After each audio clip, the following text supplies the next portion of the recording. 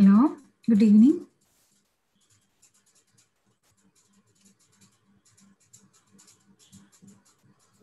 Hello, Kekavu.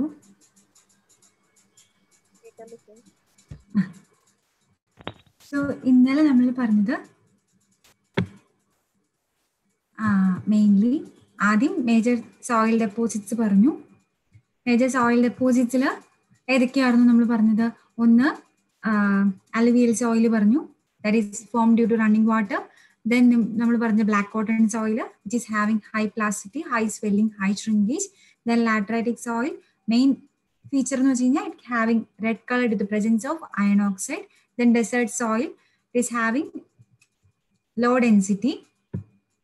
Then marine deposits along coastal areas having high amount of organic matter and also soft and highly plastic. പിന്നെ നമ്മൾ basic soil properties പറഞ്ഞു. അതിൽ mainly ഓർക്കേണ്ടത് void ratio and porosity ആണ്.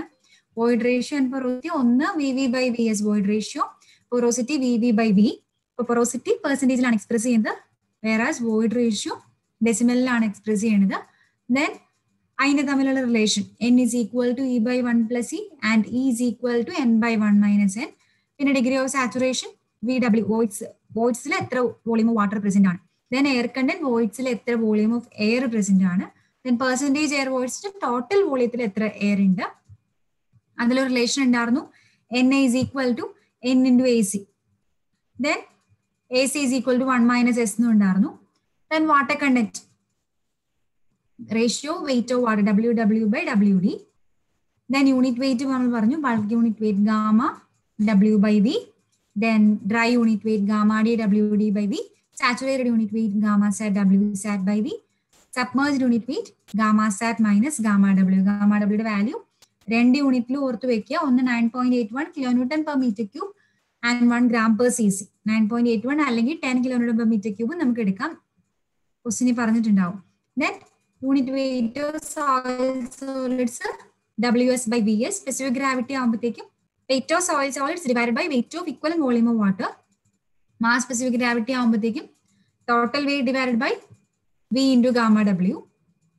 Then relationship between basic soil properties main ഏറ്റവും important ആയിട്ടുള്ള relation ആണ് E is equal to WG/S.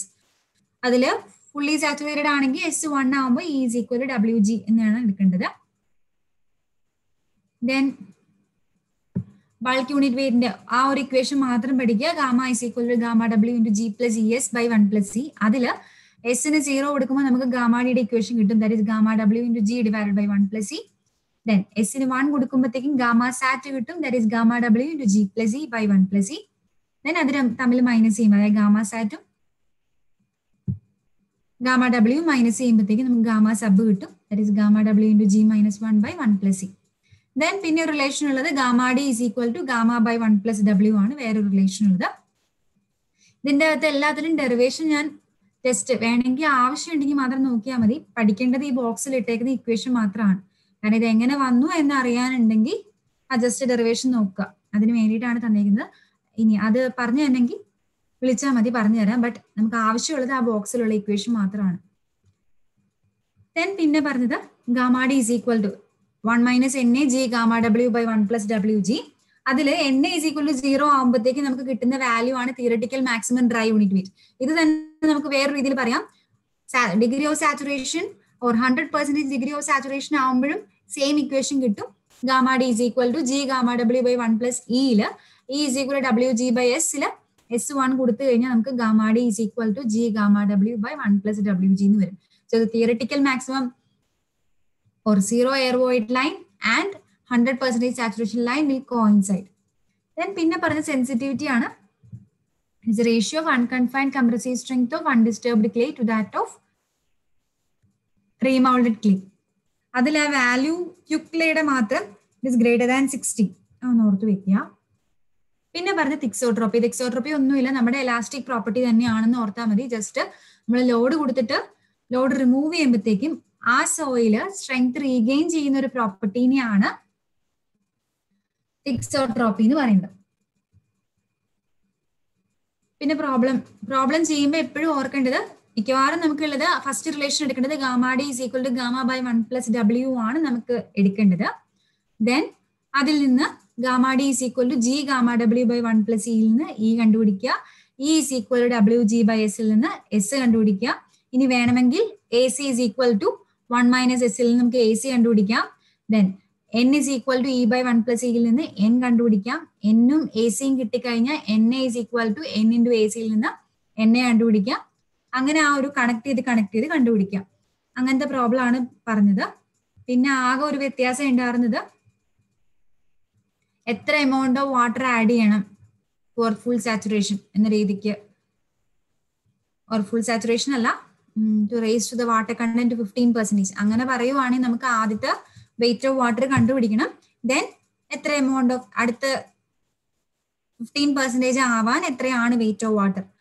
അപ്പൊ അതിന്റെ രണ്ടിനും ഡിഫറൻസ് എടുത്താൽ മതി. Extra wait of water add ചെയ്യേണ്ടത് എത്രയാണ് കണ്ടുപിടിക്കാൻ.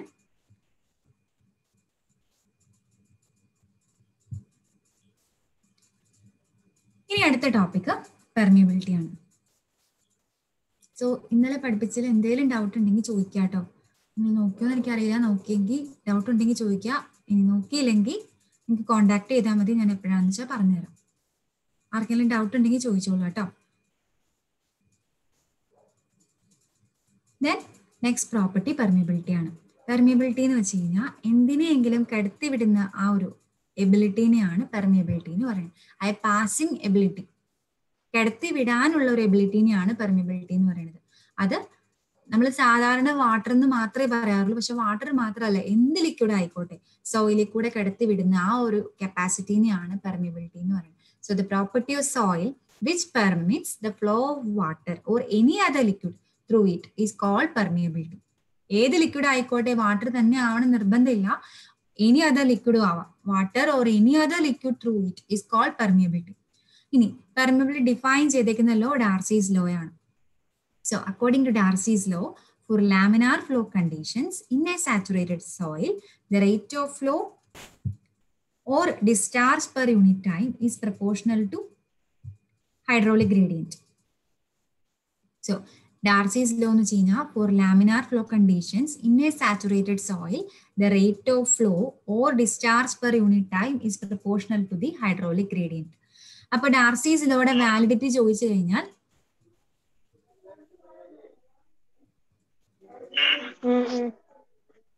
Darcy's law of validity ചോദിച്ചു കഴിഞ്ഞാൽ മെയിൻലി 2 കണ്ടീഷൻസ് ആണ്. ഒന്ന് ഫോർ ലാമിനാർ ഫ്ലോ കണ്ടീഷൻസും വേറൊന്ന് സാച്ചുറേറ്റഡ് സോയിലും ആയിരിക്കണം. ഇത് രണ്ടും ഇമ്പോർട്ടന്റ് ആണ്. അതായത് laminar flow condition Darcy's law valid ആവുന്നു. ഒന്ന് മ്യൂട്ട് ആക്കൂ.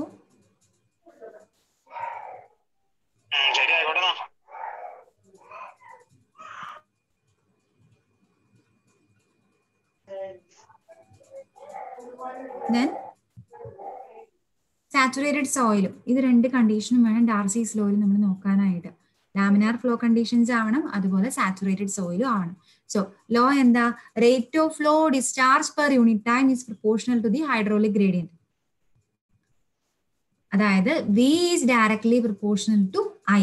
ഐ ആണ് ഹൈഡ്രോളിക് ഗ്രേഡിയന്റ്. ഇനി ഇതിന്റെ കോൺസ്റ്റന്റ് ഓഫ് പ്രൊപ്പോർഷണാലിറ്റി ആണ് കെ. K ആണ് coefficient of permeability or simply permeability. K is known as coefficient of permeability. അതല്ല, വെറുതെ പെർമിയബിലിറ്റി എന്ന് മാത്രം പറഞ്ഞാലും K തന്നെയാണ്. സോ ഡാർസീസ് ലോ ആണ് പെർമിയബിലിറ്റി ഡിഫൈൻ ചെയ്തിരിക്കുന്നത്. ആ ഡാർസീസ് ലോയുടെ വാലിഡിറ്റി ഏതൊക്കെയാണ്? ഒന്ന് ലാമിനാർ ഫ്ലോ കണ്ടീഷനും ഒന്ന് സാച്ചുറേറ്റഡ് സോയിലും. ഈ രണ്ട് കണ്ടീഷനിലും മാത്രമാണ് ഡാർസീസ് ലോ വാലിഡ് ആവുള്ളൂ. ടർബുലന്റ് ഫ്ലോ ആണെങ്കിൽ ഡാർസീസ് ലോ വാലിഡ് ആവില്ല. ഫുള്ളി സാച്ചുറേറ്റഡ് സോയിൽ അല്ലെങ്കിലും ഡാർസീസ് ലോ വാലിഡ് അല്ല. അപ്പോൾ അതിൽ വരുന്ന condition or I, Darcy's law എന്ന് വെച്ച് കഴിഞ്ഞാൽ V is directly proportional to I, where I is the hydraulic gradient and the constant of proportionality is K. ആ കെനെയാണ് കോഎഫിഷ്യന്റ് ഓഫ് പെർമിയബിലിറ്റി. അതല്ല പെർമിയബിലിറ്റി എന്ന് വെറുതെ പെർമിയബിലിറ്റി എന്ന് പറഞ്ഞാലും കെ തന്നെയാണ് ഇൻഡിക്കേറ്റ് ചെയ്യുന്നത്. So I is equal to, I എന്താ? ഹൈഡ്രോളിക് ഗ്രേഡിയന്റ് ആണ്. I is equal to H by L. H head causing flowing or head loss when traveled through a distance of L. L എന്ന ഡിസ്റ്റൻസിൽ കൂടെ water pass ചെയ്യുവാണ്. അപ്പൊ എത്രയാണോ head loss സംഭവിക്കുന്നത് അതിന്റെ രണ്ടിന്റെയും റേഷ്യോ ആണ് ഐ എന്ന് പറയുന്നത്.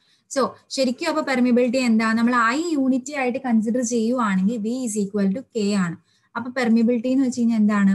It is the velocity of flow under unit hydraulic gradient through total cross-sectional area of the soil mass. കാരണം ഹൈഡ്രോളിക് ഗ്രേഡിയന്റ് യൂണിറ്റി ആകുമ്പോഴത്തേക്കും ആ സോയിലിന്റെ വെലോസിറ്റി എന്താണ്, അതാണ് coefficient of permeability. V is equal to K when I is taken as unity. So നമുക്ക് coefficient of permeability എന്ന് വെച്ചാൽ എന്താ, is the same as the velocity of flow under unit hydraulic gradient through the total cross sectional area of the soil mass. അതുകൊണ്ട് കെയുടെ unit എന്തായിരിക്കും, കാരണം ഐക്ക് unit ഉണ്ടോ, ഐക്ക് യൂണിറ്റ് ഇല്ല, because it is a ratio H by L ആണ് I. So ഐക്ക് യൂണിറ്റ് ഇല്ല, അതുകൊണ്ട് വി എന്ന് പറയുന്നത് കെ ആണ്. കെയുടെ യൂണിറ്റ് തന്നെ, ഓർ കെയുടെ യൂണിറ്റും വിയുടെ യൂണിറ്റും സെയിം ആണ്, metre per second or centimetre per second. സാധാരണ നമ്മൾ വെലോസിറ്റിയുടെ യൂണിറ്റ് അങ്ങനെയല്ലേ പറയാറ്, സെന്റിമീറ്റർ പെർ സെക്കൻഡോ മീറ്റർ പെർ സെക്കൻഡിലോ ആണ് പറയാറ്. അതുപോലെ തന്നെ പെർമിബിലിറ്റിയുടെ യൂണിറ്റും മീറ്റർ പെർ സെക്കൻഡോ സെന്റിമീറ്റർ പെർ സെക്കൻഡോ ആണ്. കാരണം V is equal to K എന്ന ആവുമ്പോഴത്തേക്കും, കാരണം ഐ യൂണിറ്റ് ലെസ് ആണ്, സോ ബിയുടെ യൂണിറ്റും കെയുടെ യൂണിറ്റും സെയിം ആണ്.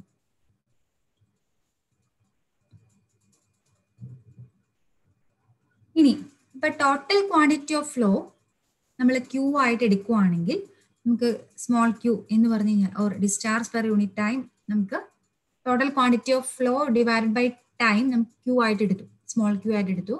ഇനി എ ആണ് നമ്മുടെ ക്രോസ് സെക്ഷണൽ ഏരിയ എങ്കിൽ ക്യൂ എന്താണ്, വി ഇൻറ്റു ഏരിയ ആണ്, കാരണം വെലോസിറ്റി ഇൻറ്റു ഏരിയ ആണ് ക്യൂ. അപ്പൊ നമുക്ക് എന്താന്ന് എഴുതാം, വെലോസിറ്റി നമ്മൾ ഓൾറെഡി നമ്മൾ പറഞ്ഞു, velocity is equal to K I ആണ്, therefore Q is equal to K I A ആണ്. സോ ഒന്നില്ലെങ്കിൽ V is equal to K I or Q is equal to K I A ആണ്.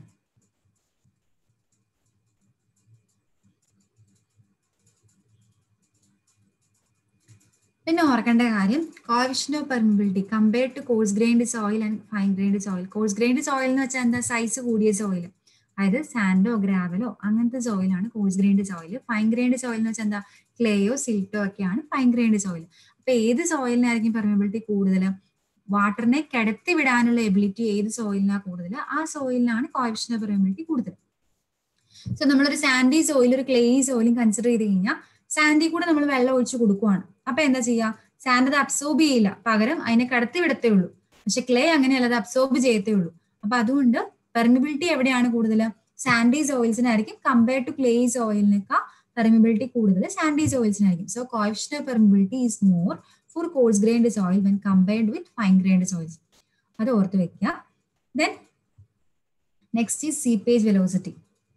Seepage velocity എന്ന് വെച്ച് കഴിഞ്ഞാൽ നമ്മുടെ സോയിലിന്റെ voids, നമ്മൾ ഇന്നലെ പറഞ്ഞു 3 ഫേസ് ഡയഗ്രാം പറഞ്ഞു, അതിൽ എന്തൊക്കെയുള്ള സോയിൽ സോളിഡ്സ് ഉണ്ട്, വാട്ടർ ഉണ്ട്, എയർ ഉണ്ട്, ഓർ സോയിൽ സോളിഡ്സും വോയിഡ്സും ഉണ്ട്.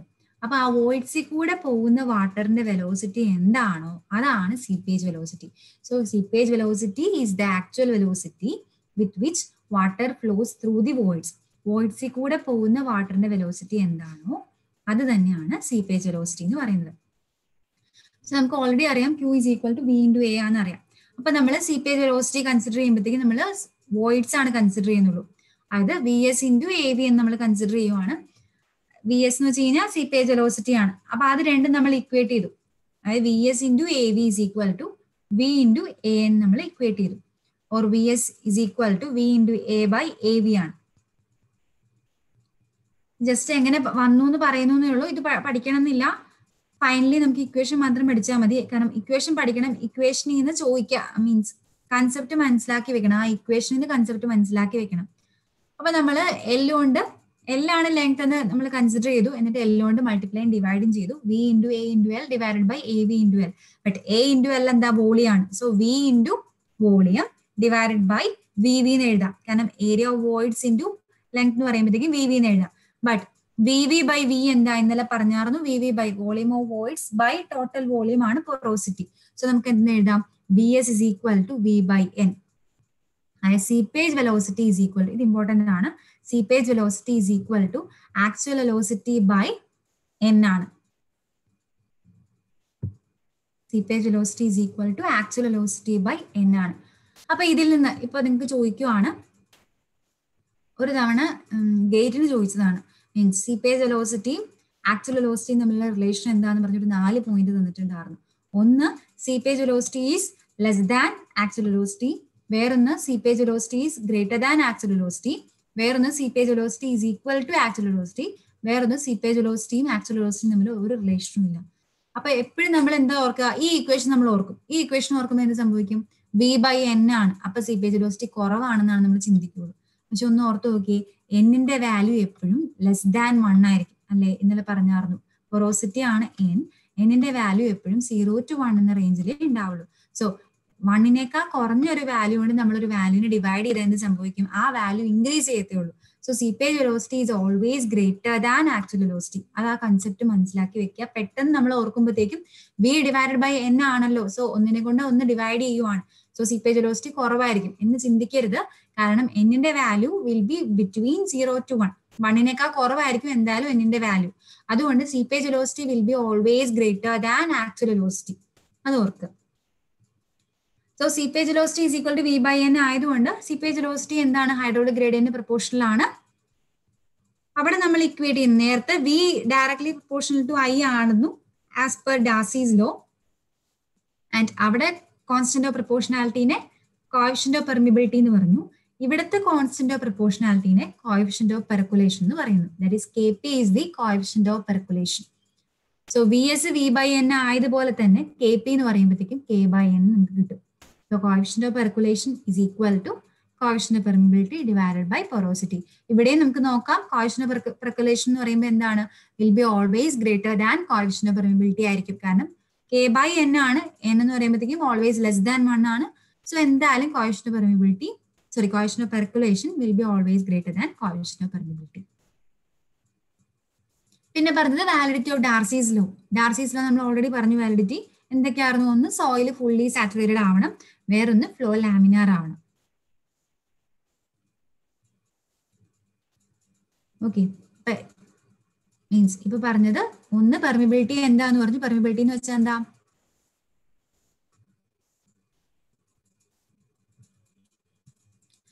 soil which permits the flow of water or any other liquid through it is called permeability. അത് ഡിഫൈൻ ചെയ്യുന്ന law Darcy's law.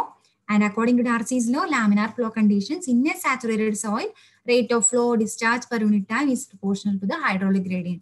V is directly proportional to I. That constant of proportionality is known as coefficient of permeability. That is V is equal to Ki. പിന്നെ Kയുടെ unit കിട്ടാൻ എന്ത് ചെയ്യണം? I എന്ന് വെച്ച് കഴിഞ്ഞാൽ hydraulic gradient ആണ്. Iക്ക് യൂണിറ്റ് ഇല്ലാത്തതുകൊണ്ട് Kയുടെ unit is same as that of V. That is meter per second or centimeter per second. പിന്നെ നമ്മൾ പറഞ്ഞത് Q is equal to KIA ആണ്. പിന്നെ പറഞ്ഞ സീപ്പേജ് വെലോസിറ്റി, ആ കൺസെപ്റ്റ് ഓർത്ത് വെക്കുക. അത് ഇമ്പോർട്ടന്റ് ആണ്. കാരണം അങ്ങനെ തന്നെ ഓർത്ത് പഠിക്കുക. Vs is equal to V/N ആണ്. But since N is less than 1, Vs will be always greater than V. ഇനി coefficient of percolation എന്ന് വെച്ച് കഴിഞ്ഞാൽ Kp is equal to K/N ആണ്. പിന്നെ validity of Darcy's law, soil fully saturated ആവണം, അതുപോലെ flow laminar ആവണം. ഇനി next methods to find permeability of soil. നമുക്ക് പെർമിബിലിറ്റി കണ്ടുപിടിക്കാൻ ലാബ് മെത്തേഡും ഉണ്ട്, ഫീൽഡ് മെത്തേഡും ഉണ്ട്. ലാബ് മെത്തേഡിൽ വരുന്നത് കോൺസ്റ്റന്റ് ഹെഡ് മെത്തേഡും ഫോളിംഗ് ഹെഡ് മെത്തേഡും. ഫീൽഡ് മെത്തേഡിൽ വരുന്നത് പമ്പിംഗ് ഔട്ട് ടെസ്റ്റും പമ്പിംഗ് ഇൻ ടെസ്റ്റും. ജസ്റ്റ് ഫീൽഡ് മെത്തേഡ് അതായത് എന്തിനു വേണ്ടിയിട്ടാണ് ഈ രണ്ട് ടെസ്റ്റും യൂസ് ചെയ്യുന്നത് എന്ന് വെച്ച് കഴിഞ്ഞാൽ പെർമിബിലിറ്റി കണ്ടുപിടിക്കാനാണെന്ന് ഓർത്ത് വെക്കുക. പിന്നെ അതുപോലെ ഇവിടെ ലാബില് കോൺസ്റ്റന്റ് ഹെഡ് മെത്തേഡും ഉണ്ട്, ഫോളിംഗ് ഹെഡ് മെത്തേഡും ഉണ്ട്. ഈ constant head method coarse grained സോയിലിനും falling head method fine grained സോയിലുമാണ് നമ്മൾ സാധാരണ യൂസ് ചെയ്യാറ്. അത് ആ C എന്ന letter means constant is for coarse and falling is for fine. അങ്ങനെ ഓർത്ത് പഠിക്കുക, കൺഫ്യൂഷൻ ആവാണ്ട്. കാരണം C ആണ് കോൺസ്റ്റന്റിൽ വരുന്നത്, അതുകൊണ്ട് coarse grained soil. Falling head fine grained soil, F എന്ന രീതിയിൽ അങ്ങനെ ഓർത്ത് പഠിക്കുക. ദെൻ കോൺസ്റ്റന്റ് ഹെഡിന്റെയും ഫോളിംഗ് ഹെഡിന്റെയും ഇക്വേഷനും പഠിക്കുക.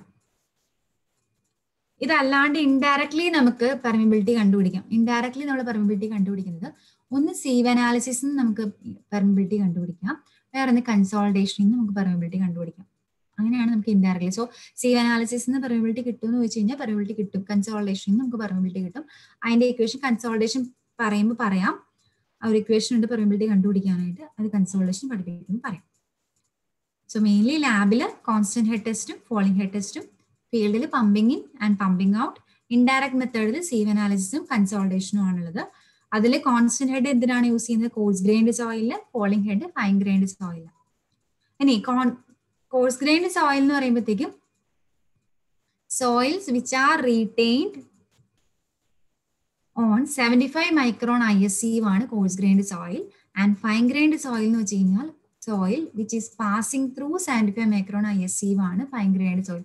അത് മാറിപ്പോരുത്, കാരണം നിങ്ങൾ അഗ്രിഗേറ്റ് പറയുമ്പോഴത്തേക്കും നമ്മൾ പറയുന്നത് ഏതാ 4.75 mm സീവ് ആണ് പറയാറ്.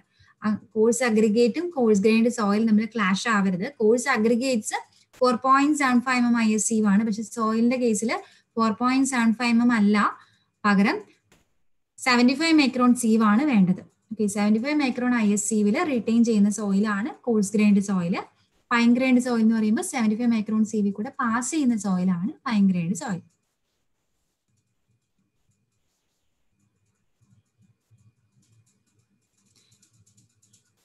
സോ കോൺസ്റ്റന്റ് ഹെഡ് ടെസ്റ്റ് നമ്മൾ യൂസ് ചെയ്യുന്നത് കോഴ്സ് ഗ്രൈൻഡ് സോയിലാണ്. ജസ്റ്റ് ആ അപ്പാരറ്റസ് പറഞ്ഞിട്ടുള്ളൂ, അത് ജസ്റ്റ് വായിച്ചു നോക്കേണ്ടവർക്ക് വായിച്ചു നോക്കാം. ഇങ്ങനെ ഒരു അപ്പാരറ്റസിലാണ് ഇവിടെ നമ്മൾ ചെയ്യേണ്ടത് എന്താണെന്ന് വെച്ച് കഴിഞ്ഞാൽ, ഒരു ഓവർ ഹെഡ് ടാങ്ക് ഉണ്ട്, അതിൽ നിന്ന് നമ്മൾ water connect ചെയ്തേക്കുവാണ്.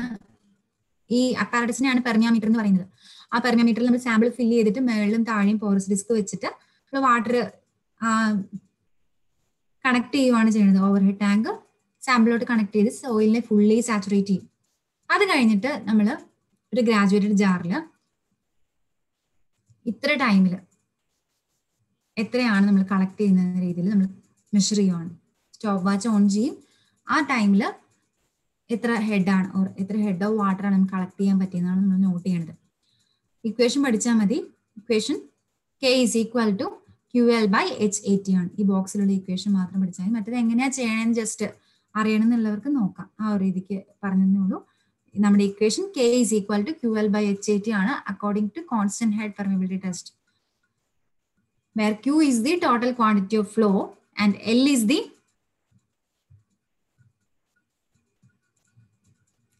length of the sample or height of the sample. രണ്ടാണെങ്കിലും സെയിം ആണ്. ഹൈറ്റ് എന്ന് പറഞ്ഞാലും ലെങ്ത് എന്ന് പറഞ്ഞാലും സെയിം ആണ് ഈ കേസിൽ. ദെൻ പിന്നെ ഉള്ളത് H ആണുള്ളത്. H എന്ന് വെച്ച് കഴിഞ്ഞാൽ ഹെഡ് കോസിംഗ് ഫ്ലോ, A എന്ന് വെച്ച് കഴിഞ്ഞാൽ area of the sample, T is the time interval. Okay, നമുക്ക് ഈസ് ഈക്വൽ ടു QL/H80 ആണ്. ഇനി ഫോളിംഗ് ഹെഡ് ടെസ്റ്റ് അല്ലെങ്കിൽ വേരിയബിൾ ഹെഡ് ടെസ്റ്റ് രണ്ടും സെയിം ആണ് കേട്ടോ. ഫോളിംഗ് ഹെഡ് ടെസ്റ്റോ അല്ലെങ്കിൽ വേരിയബിൾ ഹെഡ് ടെസ്റ്റ് എന്ന് പറഞ്ഞാലും രണ്ടും സെയിം ആണ്. ഇത് നമ്മൾ ഫൈൻ ഗ്രൈൻഡ് സോയിലിനാണ് യൂസ് ചെയ്യാറ്, കാരണം ഡിസ്ചാർജ് ഇവിടെ കുറവായിരിക്കും. ഫൈൻ ഗ്രൈൻഡ് സോയിലിന് എങ്ങനെയാണ്, അത് പെർമിയബിലിറ്റി കുറവായിരിക്കും ഫൈൻ ഗ്രൈൻഡ് സോയിലിൽ. അതുകൊണ്ട് തന്നെ അവിടെ ഡിസ്ചാർജ് കുറവാണ്, കാരണം സോയിൽ കൂടുതൽ അബ്സോർബ് ചെയ്യുകയാണ് ചെയ്യുന്നത്. അപ്പൊ അവിടെ പുറത്തോട്ട് വരുന്ന വെള്ളം കുറവായിരിക്കും. അപ്പൊ ആ ഒരു കേസിലാണ് നമ്മൾ ഫോളിംഗ് ഹെഡ് ടെസ്റ്റ് യൂസ് ചെയ്യാറ്. ഇവിടെ നമ്മൾ എന്താ ചെയ്യണമെന്ന് വെച്ച് കഴിഞ്ഞാൽ, രണ്ട് ഹെഡ്, ഒരു ഹെഡിൽ നിന്ന് വേറൊരു ഹെഡ് ആവാൻ വേണ്ട ടൈം, ആ സ്റ്റാൻഡ് പൈപ്പ് കണ്ടോ, ആ സ്റ്റാൻഡ് പൈപ്പിൽ ഒരു ഹെഡിൽ നിന്ന് വേറൊരു ഹെഡ് ആവാനുള്ള ടൈം നമ്മൾ നോട്ട് ചെയ്യുകയാണ് ചെയ്യണത്. അപ്പൊ അതിന്റെ equation K = 2.303 AL/80 log H1/H2. ഇതില് സ്മോൾ a എന്ന് വെച്ച് കഴിഞ്ഞാൽ area of the stand pipe ആണ്. L is the length of the soil sample. Capital A is the cross sectional area of the permeometer. Then T is the time. H1 H2 എന്ന് വെച്ച് കഴിഞ്ഞാൽ initial ഹെഡും final ഹെഡും. ഇനിയിപ്പോ ഈ 2.303 നമ്മൾ multiply ചെയ്തേക്കണ എന്തിനു വേണ്ടിയിട്ടാ, ഇവിടെ LN ആണ് ശരിക്കും, അതായത് AL/80 × LN H1/H2 ആണ്. അപ്പൊ അങ്ങനെ തന്നാലും ശരിയാണ് കേട്ടോ, അത് ഓർക്കുക. ഇത് ഇപ്പൊ ഞാൻ ഇവിടെ എഴുതിയേക്കണത് log to the base 10 ആണ് ഞാൻ എഴുതിയേക്കുന്നത്. അത് ആക്കിയത് 2.303 കൊണ്ട് മൾട്ടിപ്ലൈ ചെയ്തപ്പോഴാണ് അങ്ങനെ ആയത്. അതല്ലെങ്കിൽ എങ്ങനെയാണ് AL/80 natural logarithm of H1/H2. രണ്ടാണെങ്കിലും സെയിം ആണ്. സോ ഏതാണ് നമുക്ക് തന്നേക്കുന്നതെന്ന് നോക്കിയിട്ട് വേണം. പെട്ടെന്ന് 2.303 ഇപ്പൊ നിങ്ങളുടെ ഓപ്ഷനിൽ ചിലപ്പോൾ 2.303 AL/80 × natural logarithm of H1/H2 എന്ന് കാണുമ്പോഴത്തേക്കും അതാണെന്ന് ഓർക്കരുത്. ഏത് ലോഗ് ദ ബേസ് നോക്കുക, ലോഗ് ദ ബേസ് 10 H1/H2 അതാണ് 2.303 വരുള്ളൂ. സോ അപ്പൊ രണ്ട് മെത്തേഡില് ഇക്വേഷൻ പഠിക്കുക. കോൺസ്റ്റന്റ് ഹെഡില് K = QL/H80, ഫോളിംഗ് ഹെഡിലാകുമ്പോഴത്തേക്കും 2.303 AL/80 log H1/H2.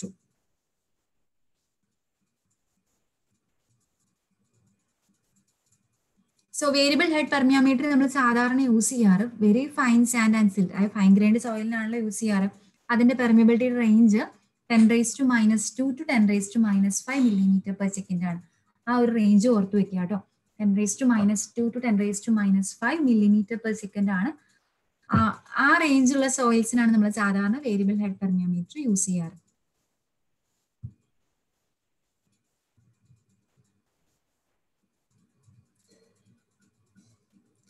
Next is permeability of stratified deposits.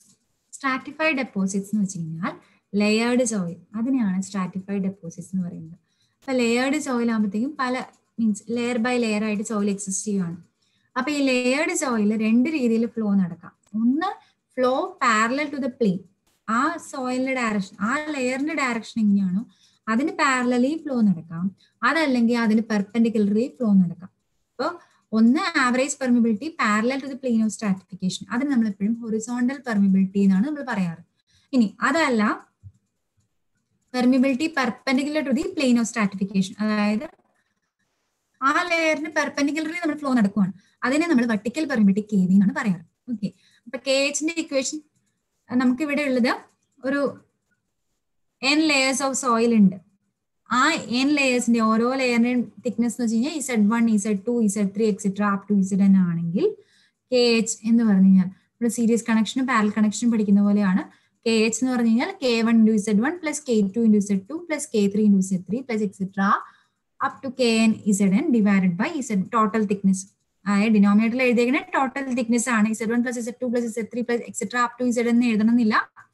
നമുക്ക് ഇപ്പോൾ തന്നിരിക്കുന്നത് ടോട്ടൽ തിക്നെസ് നമുക്ക് തന്നിട്ടുണ്ടെങ്കിൽ ആ ടോട്ടൽ തിക്നെസ് ആണ് ഡിനോമിനേറ്ററിൽ എഴുതേണ്ടത്. ഇനി average permeability perpendicular to plane of stratification or vertical permeability KV,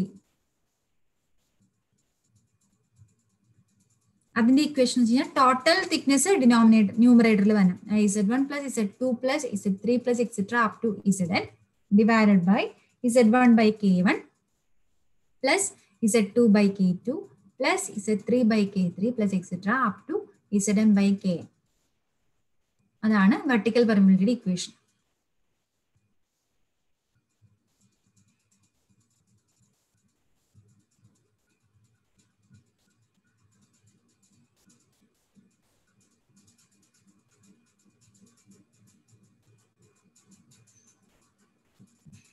Then ഒരു പ്രോബ്ലം ആണ്.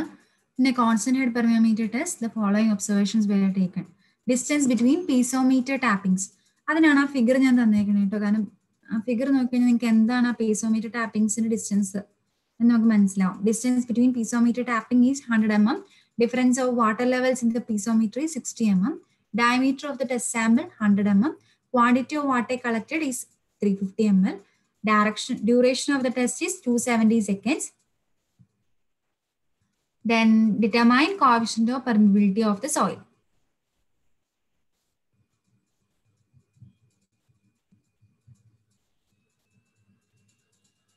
അപ്പോൾ നമുക്ക് ഡിസ്റ്റൻസ് ബിറ്റ്വീൻ പീസോമീറ്റർ ടാപ്പിംഗ്സ് തന്നിട്ടുണ്ട്. ആ ഫിഗർ ഒന്ന് ഓർത്ത് നോക്കിയാൽ നമുക്ക് കിട്ടും എന്താണ് ഡിസ്റ്റൻസ് ബിറ്റ്വീൻ പീസോമീറ്റർ ടാപ്പിംഗ്സ് കൊണ്ട് ഇൻഡിക്കേറ്റ് ചെയ്യണേന്ന്. കോൺസ്റ്റന്റ് ഹെഡ് പെർമിയോമീറ്റർ ആണ്. സോ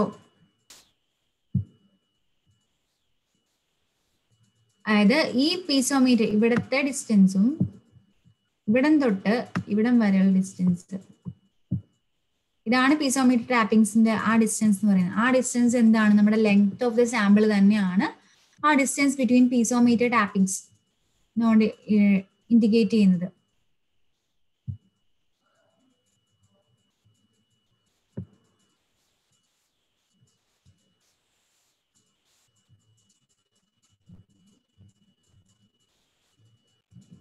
So 100 mm ആണ് തന്നിരിക്കുന്നത്. പിന്നെ difference of water level in the piezometer, അതാണ് head causing flow. H is equal to 60 mm. Then diameter of the test sample 100 mm ആണ്. അത് area കണ്ടുപിടിക്കാനായിട്ടാണ്. Then quantity of water collected is 350 ml. So 350 centimeter cube ആണ് ഉദ്ദേശിച്ചേക്കുന്നത്. അതുകൊണ്ട് ബാക്കിയെല്ലാം സെന്റിമീറ്ററിലോട്ട് ആക്കുക. Then duration of the test is 270 seconds. Direct question ആണ്. So Q is equal to 350 ml or 350 centimeter cube. ഇന്നലെ പറഞ്ഞായിരുന്നു 1 ml തന്നെയാണ് 1 centimeter cube. Then L വന്നിട്ടുണ്ട് 10 centimeter. 100 mm എന്നുള്ളത് 10 centimeterലോട്ട് ആക്കുക. H 60 mm ആണ്, 6 centimeter ആക്കി. Then area എന്ന് വെച്ച് കഴിഞ്ഞാൽ pi/4 into 10 square. Then therefore K is equal to 350 into 10 divided by 6 into pi by 4 into 10 square into 270. അപ്പൊ കെയുടെ വാല്യൂ നമുക്ക് കിട്ടും യൂണിറ്റ് സെന്റിമീറ്റർ പെർ സെക്കൻഡ് ആണ്. അതും ശ്രദ്ധിക്കുക ഏത് യൂണിറ്റിലാണ് നിങ്ങളുടെ ആൻസർ തന്നേക്കുന്നത് ശ്രദ്ധിക്കുക. ചിലപ്പോൾ സെന്റിമീറ്റർ പെർ സെക്കൻഡ് ആയിരിക്കാം, ചിലപ്പോൾ മില്ലിമീറ്റർ പെർ സെക്കൻഡ് ആയിരിക്കാം, ചിലപ്പോൾ മീറ്റർ പെർ സെക്കൻഡ് ആയിരിക്കാം. അതനുസരിച്ച് അഡ്ജസ്റ്റ് ചെയ്യാം. മില്ലിമീറ്റർ പെർ സെക്കൻഡ് ആണെങ്കിൽ നമ്മുടെ ഇക്വേഷൻ ആൻസർ എന്ത് വരും? 0.275 മില്ലിമീറ്റർ പെർ സെക്കൻഡ് വരും. മീറ്റർ പെർ സെക്കൻഡ് ആണെങ്കിൽ 0.000275 മീറ്റർ പെർ സെക്കൻഡ് വരും.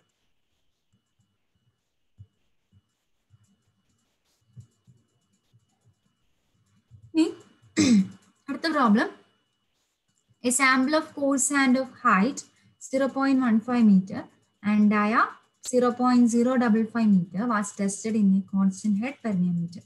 Water penetrated through the soil under a static head of 0.5 meter for 6 seconds. Water was collected and it weighs 4.905 Newton. Find the permeability if the weight of the water, unit weight of water is 9.81 kg/m3. അതായത് ഇവിടെ നമുക്ക് തന്നേക്കുന്നത് constant head പെർമിയാമീറ്റർ തന്നെയാണ്.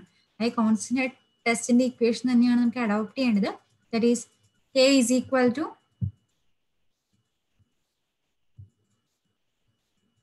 QL by HAT ആണ്. പക്ഷെ നമുക്ക് ക്യൂയുടെ value നമുക്ക് തന്നിട്ടില്ല. ക്യൂയുടെ value നമുക്ക് എങ്ങനെ തന്നേക്കുന്നത്? Water constant head permeability test എന്ന് പറയുമ്പോൾ എന്താ, ഒരു ജാറിൽ നമ്മൾ വാട്ടർ കളക്ട് ചെയ്യുവാണ്, അതിന്റെ ക്വാണ്ടിറ്റി ആണ് ക്യൂ. പക്ഷെ ഇവിടെ വാട്ടർ കളക്ട് ചെയ്തിട്ട് അതിന്റെ ക്വാണ്ടിറ്റി എങ്ങനെ തന്നേക്കുന്നത്? ഇൻ ടേംസ് ഓഫ് ന്യൂട്ടനിലാണ് നമുക്ക് തന്നേക്കുന്നത്. ഓക്കെ, അതായത് വെയിറ്റിന്റെ ടേംസിലാണ് നമുക്ക് തന്നേക്കുന്നത്. സോ വെയിറ്റിന്റെ ടേംസ് തന്നു കഴിഞ്ഞാൽ നമുക്ക് എന്താ വേണ്ടത്? നമുക്ക് ശരിക്കും മീറ്റർ ക്യൂബിലാണ് വേണ്ടത്. മീറ്റർ ക്യൂബോ അല്ലെങ്കിൽ മില്ലിമീറ്റർ ക്യൂബോ അല്ലെങ്കിൽ സെന്റിമീറ്റർ ക്യൂബിലോ ആണ് നമുക്ക് വാല്യൂ വേണ്ടത്. സോ ന്യൂട്ടനിൽ തന്നേക്കുന്ന വാട്ടറിന്റെ വെയിറ്റിനെ വോളിയത്തിലോട്ടാക്കുക, ഇൻ ടേംസ് ഓഫ് ക്വാണ്ടിറ്റിയിലോട്ടാക്കുക. അതിനെന്ത് ചെയ്യുക? Weight divided by unit weight ചെയ്താൽ പോരെ. അതായത് 4.905. അത് ചെയ്യുമ്പോഴും ഒരു കാര്യം ശ്രദ്ധിക്കുക, കാരണം നമ്മുടെ unit weight of water is 9.81 kilonewton per metre cube ആണ്. പക്ഷെ നമ്മുടെ തന്നേക്കുന്ന വെയിറ്റ് 4.905 ന്യൂട്ടൺ ആണ്. അതിനെ കിലോമീറ്ററിലോട്ട് കൺവേർട്ട് ചെയ്യുക, ഡിവൈഡഡ് ബൈ 9.81 ചെയ്യുക. അപ്പൊ നമുക്ക് ഇൻ മീറ്റർ ക്യൂബിൽ നമുക്ക് വാല്യൂ കിട്ടും. Then length of the soil sample. ആ ലെങ്ത് ഓഫ് സോയിൽ സാമ്പിൾ തന്നെയാണ് ഹൈറ്റ്. അത് 0.15 മീറ്റർ ആണ്. ഡയമീറ്റർ വന്നിട്ടുണ്ട്. So four calculating area π/4 × d² വെച്ച് ഏരിയ കാൽക്കുലേറ്റ് ചെയ്യാം. ദെൻ വാട്ടർ സ്റ്റാറ്റിക് ഹെഡ് ആയ ഹെഡ് കോസിംഗ് ഫ്ലോ തന്നിട്ടുണ്ട് 0.5 മീറ്റർ. Time is 6 seconds. അത് വെച്ച് നമുക്ക് K കണ്ടുപിടിക്കാം. ഇവിടെ ആകെ ശ്രദ്ധിക്കേണ്ട കാര്യം വെയിറ്റ് ആണ് തന്നേക്കുന്നത്. ആ വെയിറ്റിനെ നമ്മൾ ന്യൂട്ടണിൽ കിടക്കുന്ന വാല്യൂവിനെ നമുക്ക് മീറ്റർ ക്യൂബിലോട്ട് ആക്കണം, Q എന്ന വാല്യൂ. സോ വെയിറ്റിനാണ് തന്നേക്കുന്നത്. ആ weight divided by unit weight of water ചെയ്ത് കഴിഞ്ഞ് നമുക്ക് അതിന്റെ മീറ്റർ ക്യൂബിലുള്ള വാല്യൂ കണ്ടുപിടിക്കാൻ പറ്റും. എത്ര ക്വാണ്ടിറ്റി ആണ് കളക്ട് ചെയ്തത് ഇൻ മീറ്റർ ക്യൂബ്, അത് മാത്രം നോക്കിയാൽ മതി. ദെൻ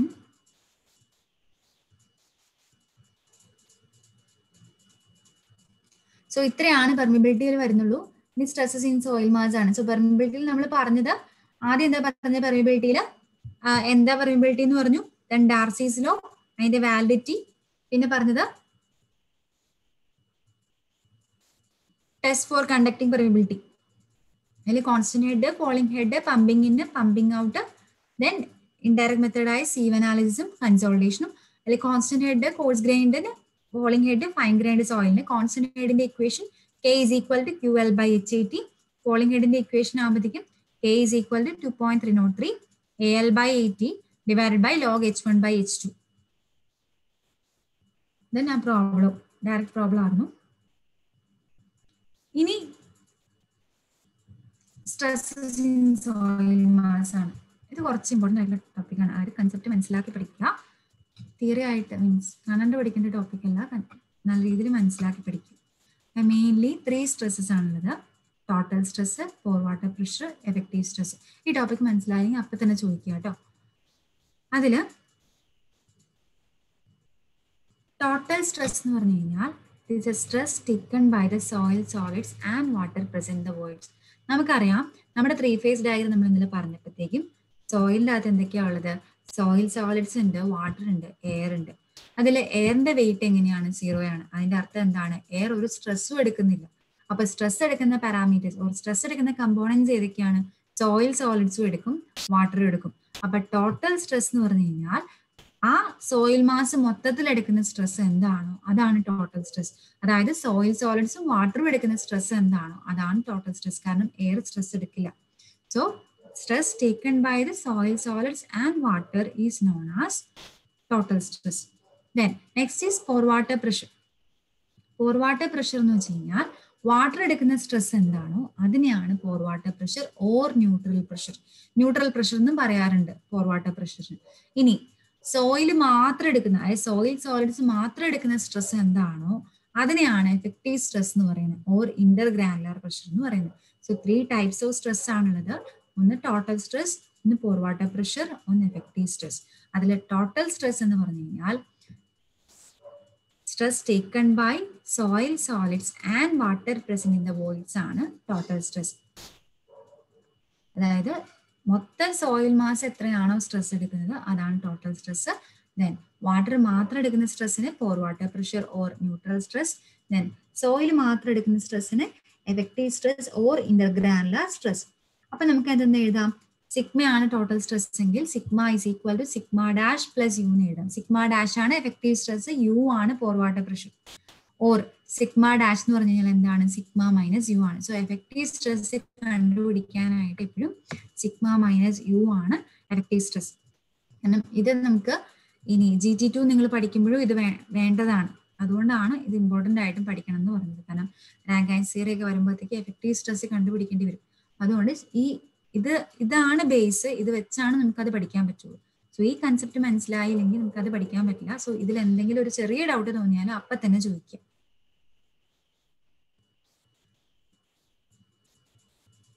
സോ ഇതിൽ തന്നെ പല കണ്ടീഷൻസും ഉണ്ട്.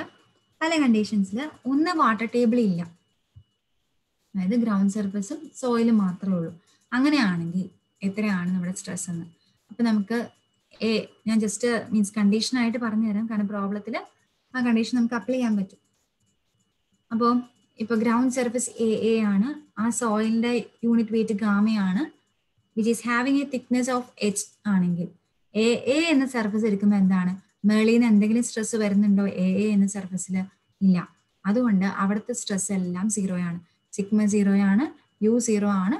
therefore sigma dash is equal to 0. ഇനി BB എന്ന സർഫസ് എടുക്കുമ്പോൾ എന്താ വരുന്നത്? മേളിൽ നിന്ന് ഗാമ എന്ന യൂണിറ്റ് വെയിറ്റ് ഉള്ള soil of height H is exerting pressure on BB. അത്രയും ഡെപ്ത് ഉള്ള സോയിൽ എക്സിസ്റ്റ് ചെയ്യുന്നുണ്ട് BB എന്ന സർഫസിൽ. സോ BB എന്ന സർഫസിൽ സ്ട്രെസ് വരുമ്പോൾ എന്തായിരിക്കും സ്ട്രെസ്? ഗാമ ഇൻറ്റു H ആണ് ടോട്ടൽ സ്ട്രെസ് അല്ലേ? മൊത്തം സ്ട്രെസ് എന്ന് പറയുമ്പോഴത്തേക്കും ഗാമ എന്ന യൂണിറ്റ് വെയിറ്റ് ഉള്ള soil existing at a height of H is exerting pressure on the surface BB അല്ലെ? ആ BB എന്ന സർഫസിന്റെ മേലെയാണ് അത്രയും സോയിൽ ഇരിക്കുന്നത്. സോ അത്രയും സോയിലിന്റെ പ്രഷർ ആ BB എന്ന സർഫസിൽ എക്സേർട്ട് ചെയ്യും. സോ ഗാമ ഇൻറ്റു H ആണ് ആ BB എന്ന സർഫസിൽ എക്സേർട്ട് ചെയ്യുന്ന പ്രഷർ. അത് സിഗ്മയാണ്. Sigma is equal to gamma into H. Total stress ആണ് ഗാമ ഇൻറ്റു H. ഇനി പോർ വാട്ടർ പ്രഷർ നമ്മൾ എടുക്കുമ്പോഴത്തേക്ക് അവിടെ വാട്ടർ ടേബിൾ ഉണ്ടോ? വാട്ടർ ടേബിൾ ഇല്ലെങ്കിൽ വാട്ടറിന്റെ പ്രഷർ ഉണ്ടാവോ? ഇല്ല. therefore U is equal to 0. ഇനി സിഗ്മ ഡാഷ് എന്ന് പറയുമ്പോൾ എന്താ? സിഗ്മ മൈനസ് യു ആണ്. therefore ഗാമ ഇൻറ്റു H തന്നെ വരും. ഓക്കെ. അപ്പോൾ വാട്ടർ ടേബിൾ ഇല്ലാത്തതുകൊണ്ട്, വാട്ടർ ടേബിൾ ഇല്ലെങ്കിൽ എന്ത് പറയാം നമുക്ക്? അങ്ങനെയും ചോദിക്കാം. കാരണം വാട്ടർ ടേബിളിന്റെ പ്രസൻസ് ഇല്ലെങ്കിൽ എന്ത് തമ്മിൽ ഈക്വൽ ആയിരിക്കും? എഫക്റ്റീവ് സ്ട്രെസ്സും ടോട്ടൽ സ്ട്രെസ്സും ഈക്വൽ ആയിരിക്കും. കാരണം പോർ വാട്ടർ പ്രഷർ 0 ആയിരിക്കും വാട്ടർ ടേബിൾ ഇല്ലെങ്കിൽ. വാട്ടർ ടേബിൾ ഇല്ലെങ്കിൽ പോർ വാട്ടർ പ്രഷർ 0 ആകുമ്പോഴത്തേക്ക് എന്ത് സംഭവിക്കും? സിഗ്മയും സിഗ്മ ഡാഷും ഈക്വൽ ആയിരിക്കും.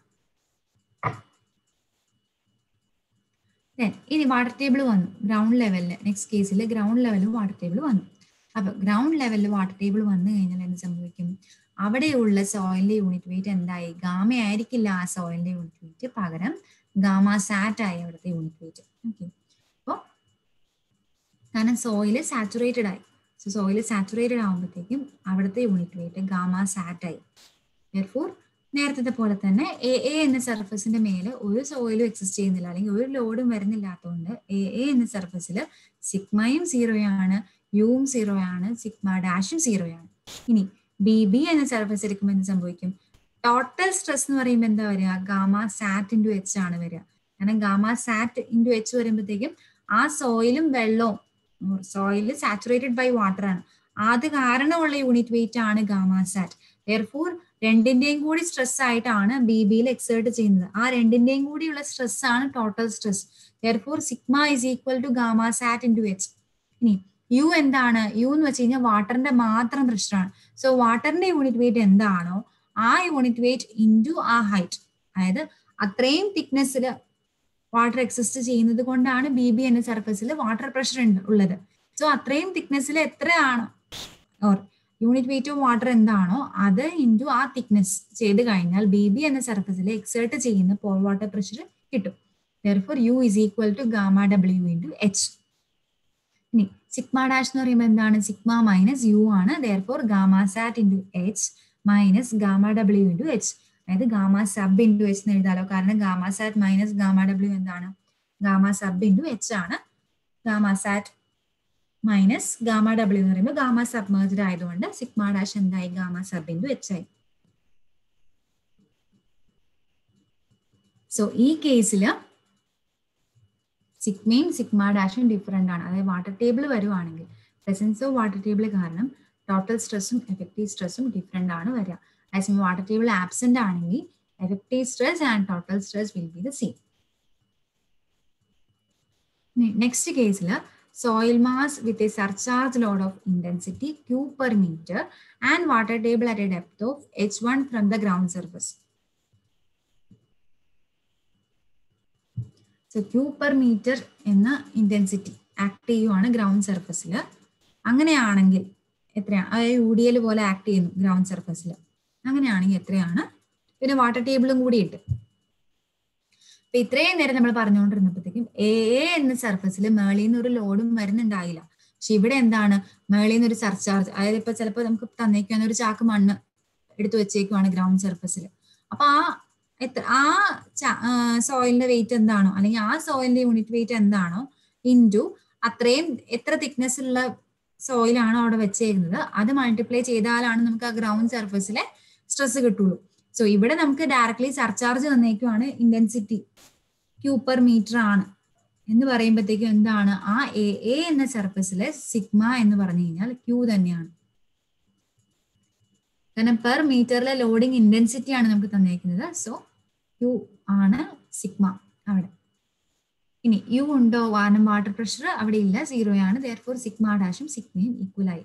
ഇനി ബി ബി എന്ന സർഫസ് ഇരിക്കുമ്പോഴത്തേക്കും ഓൾറെഡി Q എന്ന സ്ട്രെസ് എ വരെ ഉണ്ട്.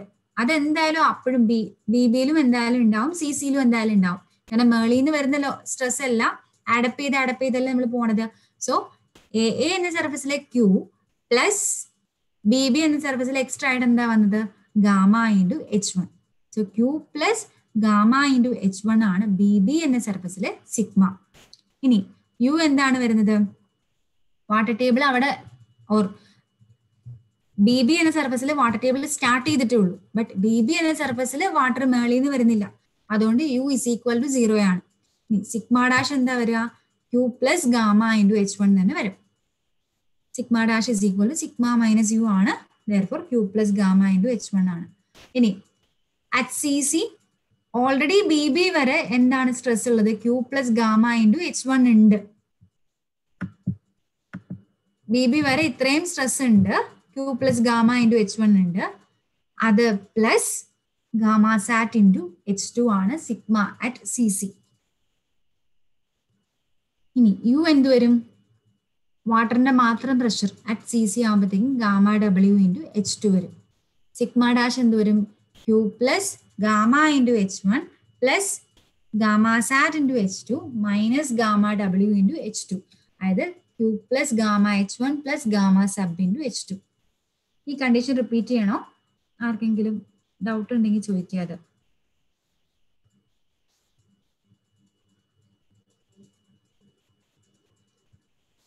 പറയണോ ഒന്നുകൂടി?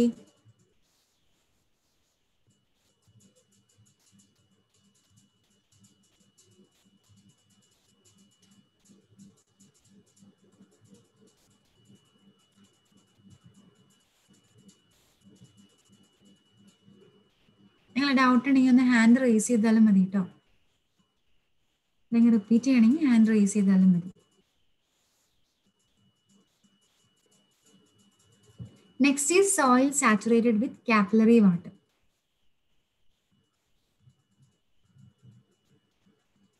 സോയിൽ സാച്ചുറേറ്റഡ് വിത്ത് കാപ്പിലറി വാട്ടർ ആകുമ്പോഴത്തേക്കും,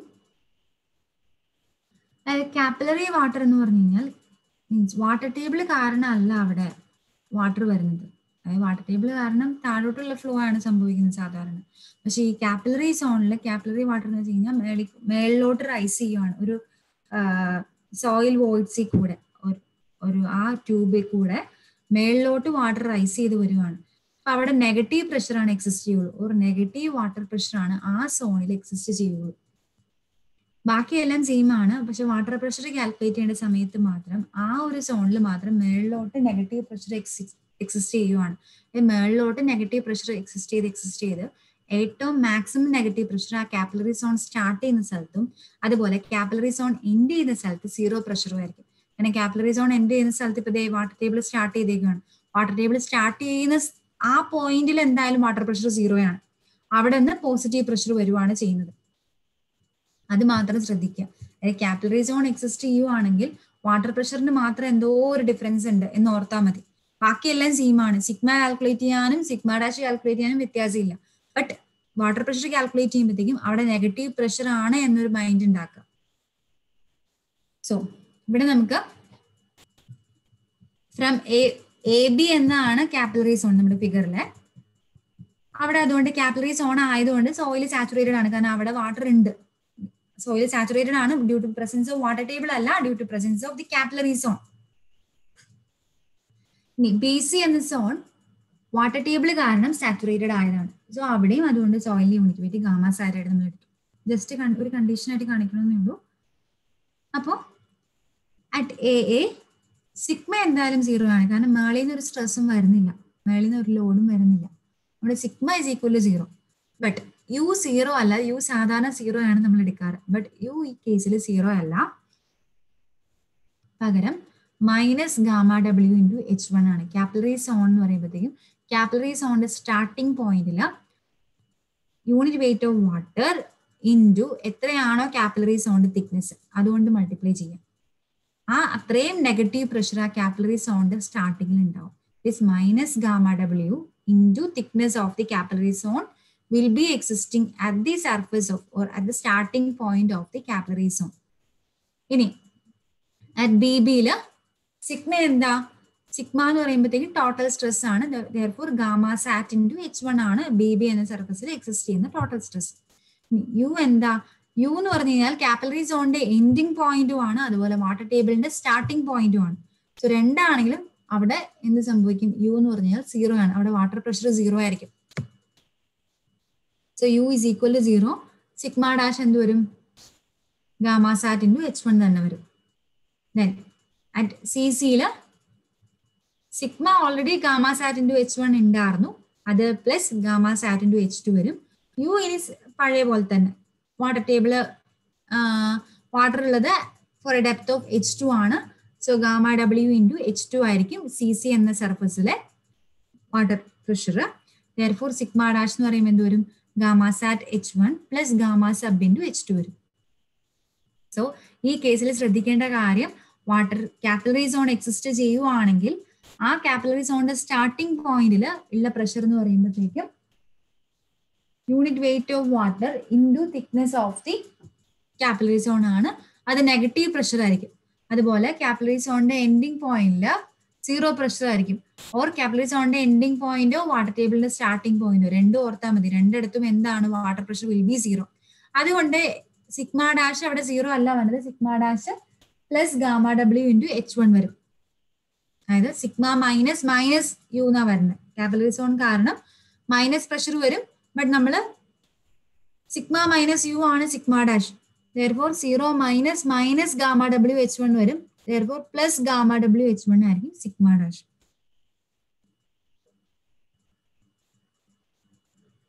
സോ ഇത്രയും കേസാണ് മെയിൻലി ഈ ഏരിയയിൽ വരുന്നുള്ളൂ. ഇതിൽ എന്തെങ്കിലും ഡൗട്ട് ഉണ്ടെങ്കിൽ ആരെങ്കിലും ചോദിക്കാവോ? ഏതെങ്കിലും കേസ് റിപ്പീറ്റ് ചെയ്യേണ്ടതായിട്ടുണ്ടോ?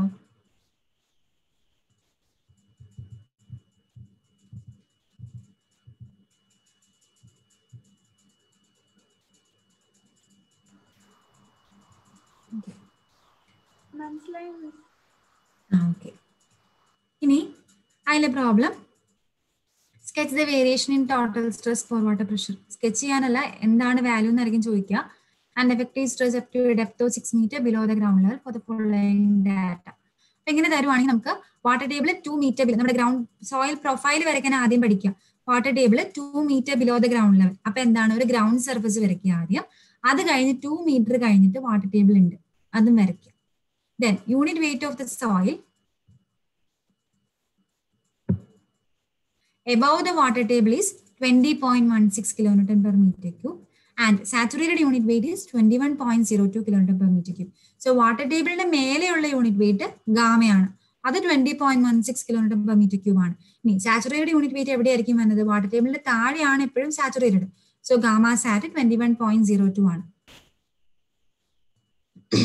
അപ്പൊ എങ്ങനെ ചെയ്യാം, എ എന്ന സർഫസിൽ സിഗ്മ 0 ആണ്, യു 0 ആണ്, സിഗ്മ ഡാഷ് 0 ആണ്. ഇനി ബി ബി എന്ന സർഫസിൽ സിഗ്മയുടെ വാല്യൂ എന്ത് വരും, 20.16 into 2 വരും. യു ഇല്ല, കാരണം വാട്ടർ ഇല്ല in the zone A B. ഇനി സിഗ്മ ഡാഷ് ആകുമ്പോഴത്തേക്കും സിഗ്മ മൈനസ് യു തന്നെയാണ്. സോ സിഗ്മ ഡാഷും സിഗ്മയും സെയിം ആണ്, കാരണം യു 0 ആയതുകൊണ്ട്. ഇനി സി സി എന്ന സർഫസിൽ ഓൾറെഡി ബി ബി വരെ സിഗ്മ എന്ന് വെച്ച് കഴിഞ്ഞാൽ 40.32 ആണ്, പ്ലസ് 21.02 into 4. ഇനി യു ആകുമ്പോഴത്തേക്കും എന്ത് വരും, ഗാമ ഡബ്ല്യു ഇൻറ്റു 4 വരും, 9.81 into 4 വരും. അത് തമ്മിൽ മൈനസ് ചെയ്ത് കഴിഞ്ഞാൽ നമുക്ക് സിഗ്മ ഡാഷ് കിട്ടും. ജസ്റ്റ് എല്ലാ വാല്യൂം കണ്ടുപിടിക്കാനല്ല, effective stress at a depth of 6 metre below the ground surface, ഈ water table is existing at a depth of 2 metre from the ground surface എന്ന് പറഞ്ഞു കഴിഞ്ഞാൽ ജസ്റ്റ് കണ്ടുപിടിക്കാനായിട്ട്. അല്ലാണ്ട് എല്ലാ വാല്യൂം കണ്ടുപിടിച്ച് പ്ലോട്ട് ചെയ്യാനായിരിക്കില്ല ചോദിക്കുന്നത്, ജസ്റ്റ് എത്രയാണ് വാല്യൂ എന്ന രീതിയിൽ കണ്ടുപിടിക്കാനായിരിക്കും ചോദിക്കുന്നത്. സോ ആദ്യം സോയിൽ പ്രൊഫൈൽ നമുക്ക് വരച്ച് നോക്കണം, എന്നാൽ മാത്രമേ നമുക്കത് കിട്ടുള്ളൂ.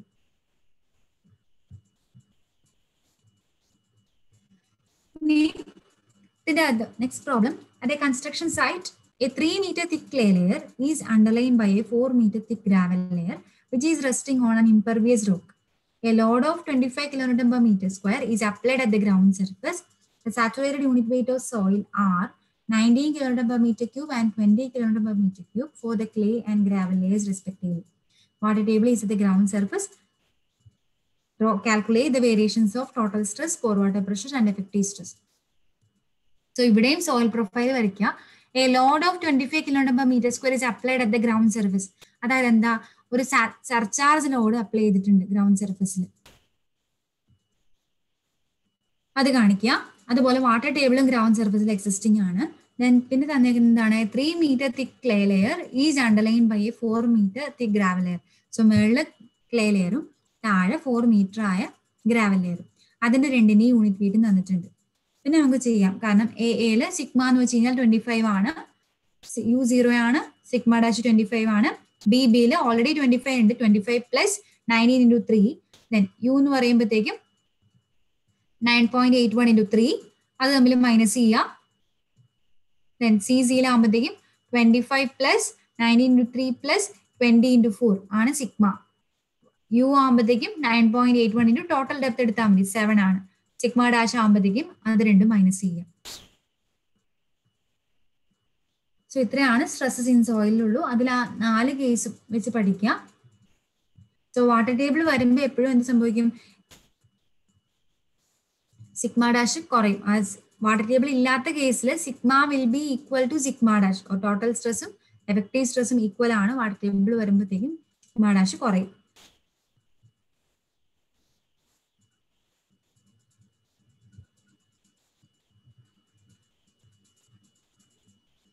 ഈ അടുത്ത topic shear strength of the soil. Shear strength of the soil is the maximum shear stress that the soil can resist without causing any shear failure. The stresses acting on various planes can be explained by drawing Mohr circle. The points on the Mohr circle represent stress condition on different planes. Shear strength എന്ന് വെച്ച് കഴിഞ്ഞാൽ എത്രയാണ് ഒരു സോയിലിന് shear stress resist, maximum shear stress ആ സോയിലിന് എത്രയാണ് resist ചെയ്യാൻ പറ്റുന്നത് without causing any shear failure, അതിനെയാണ് ഷിയർ സ്ട്രെങ്ത് എന്ന് പറയുന്നത്. അപ്പം ഈ സ്ട്രെസ് ഡിസ്ട്രിബ്യൂഷൻ ഓർ സോയിൽ തന്നെ പല പ്ലെയിൻസിലെ സ്ട്രെസ്സസ് കണ്ടുപിടിക്കാൻ നമുക്ക് മോർ സർക്കിൾ വെച്ച് നമുക്ക് പറ്റും. അപ്പോൾ ഓരോ പോയിന്റ് റെപ്രസെന്റ് ചെയ്യുന്നത് സ്ട്രെസ് കണ്ടീഷനെയാണ് റെപ്രസെന്റ് ചെയ്യുന്നത്. പല പ്ലെയിനിലുള്ള സ്ട്രെസ് കണ്ടീഷനെയാണ് റെപ്രസെന്റ് ചെയ്യുന്നത്. അപ്പൊ ഇതില് ജസ്റ്റ് ആ മോർ സർക്കിൾ നമ്മൾ എടുക്കുന്ന സ്ട്രെസ്സസ് ആണിത്. മോർ സർക്കിൾ വരയ്ക്കാനായിട്ട് എടുക്കുന്ന സ്ട്രെസ്സസ് ആണ് ഈ കാണിച്ചിരിക്കുന്നത്. വെർട്ടിക്കൽ സ്ട്രെസ് സിഗ്മ വൈയും ഹൊറിസോണ്ടൽ സ്ട്രെസ് സിഗ്മ എക്സും and shear stress tau X വൈയും, ഇത് മൂന്നും വെച്ചിട്ടാണ് നമ്മൾ മോർ സർക്കിൾ വരയ്ക്കുന്നത്.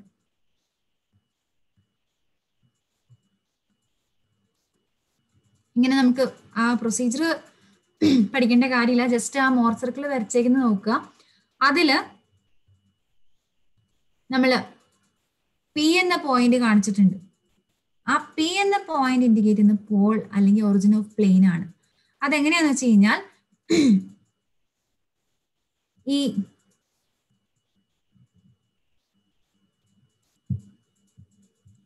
ബി എന്ന പോയിന്റും then or B dash എന്ന പോയിന്റും A dash എന്ന പോയിന്റ് കൺസിഡർ ചെയ്യാം ഫിഗറിൽ.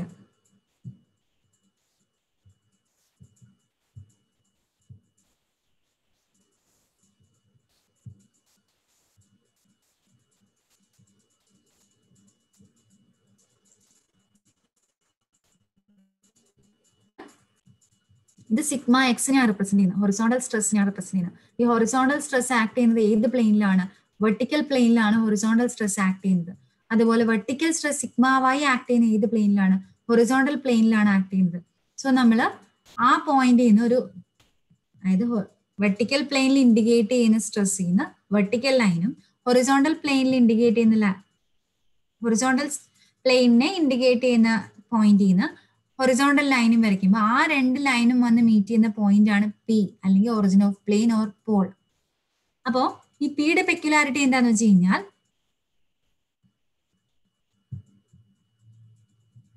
ഏത് പ്ലെയിനിലെ ആണോ സ്ട്രെസ് കണ്ടീഷൻ കണ്ടുപിടിക്കേണ്ടത്, point P is termed as origin of planes or pole.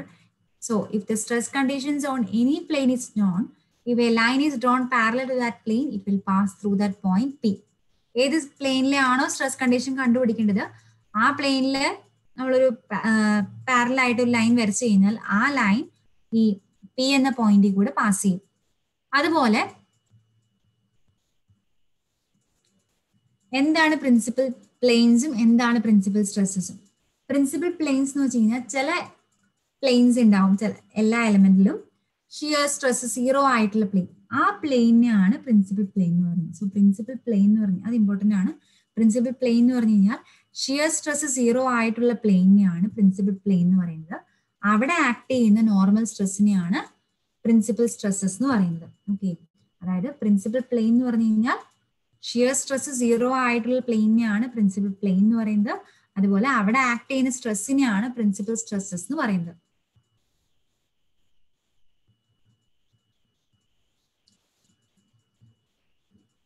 So ഇവിടെ നമ്മൾ സിഗ്മ 1ഉം സിഗ്മ 3യും, അതായത് sigma 1 is major principal stress, sigma 3 is minor principal stress, ഈ രണ്ട് സ്ട്രെസ് ആണ് നമ്മളിവിടെ കൺസിഡർ ചെയ്യുന്നുള്ളൂ.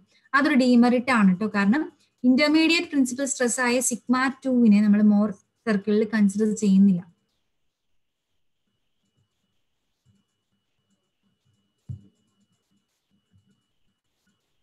അതൊരു ഡീമെറിറ്റ് ആണ്.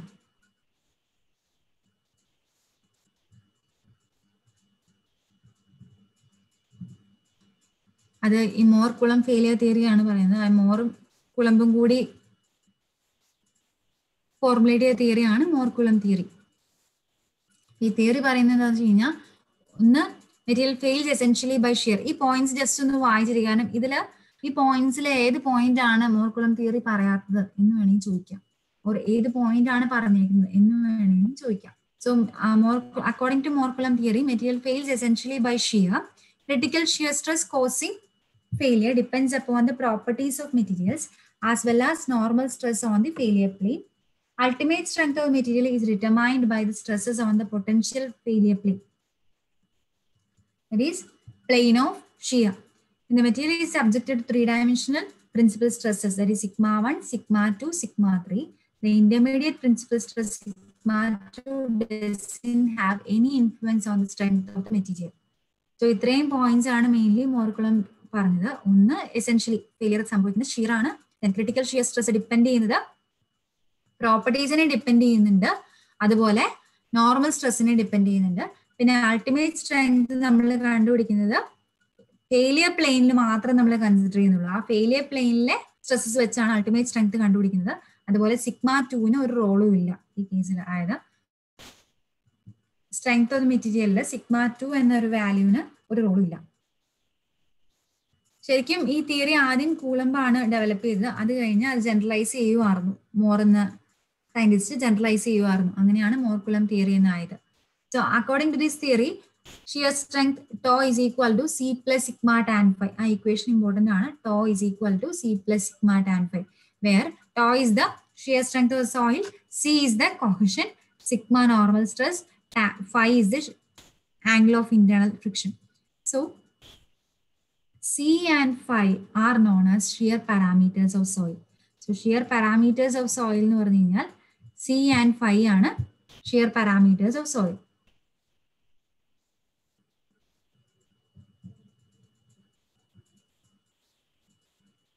So tau is the shear strength of soil, C is the cohesion, phi is the angle of internal friction.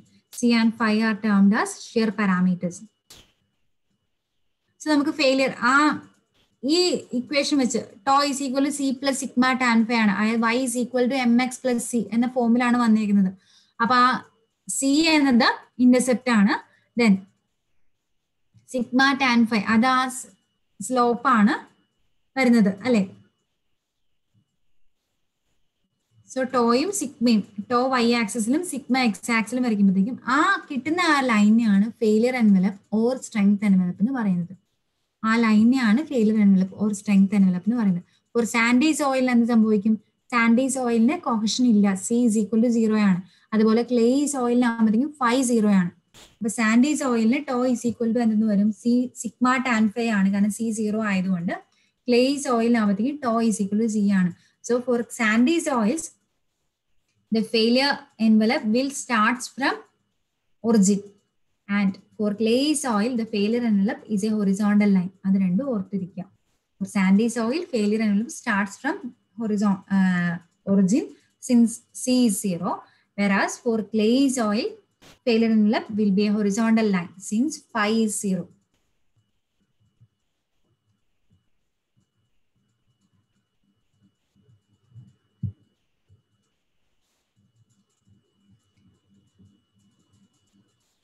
ഇനി ഈ theory തന്നെ ടെർസാഗി കുറച്ചും കൂടി മോഡിഫൈ ചെയ്തു. അതായത് എഫക്റ്റീവ് സ്ട്രെസ് വെച്ച് മോഡിഫൈ ചെയ്തു.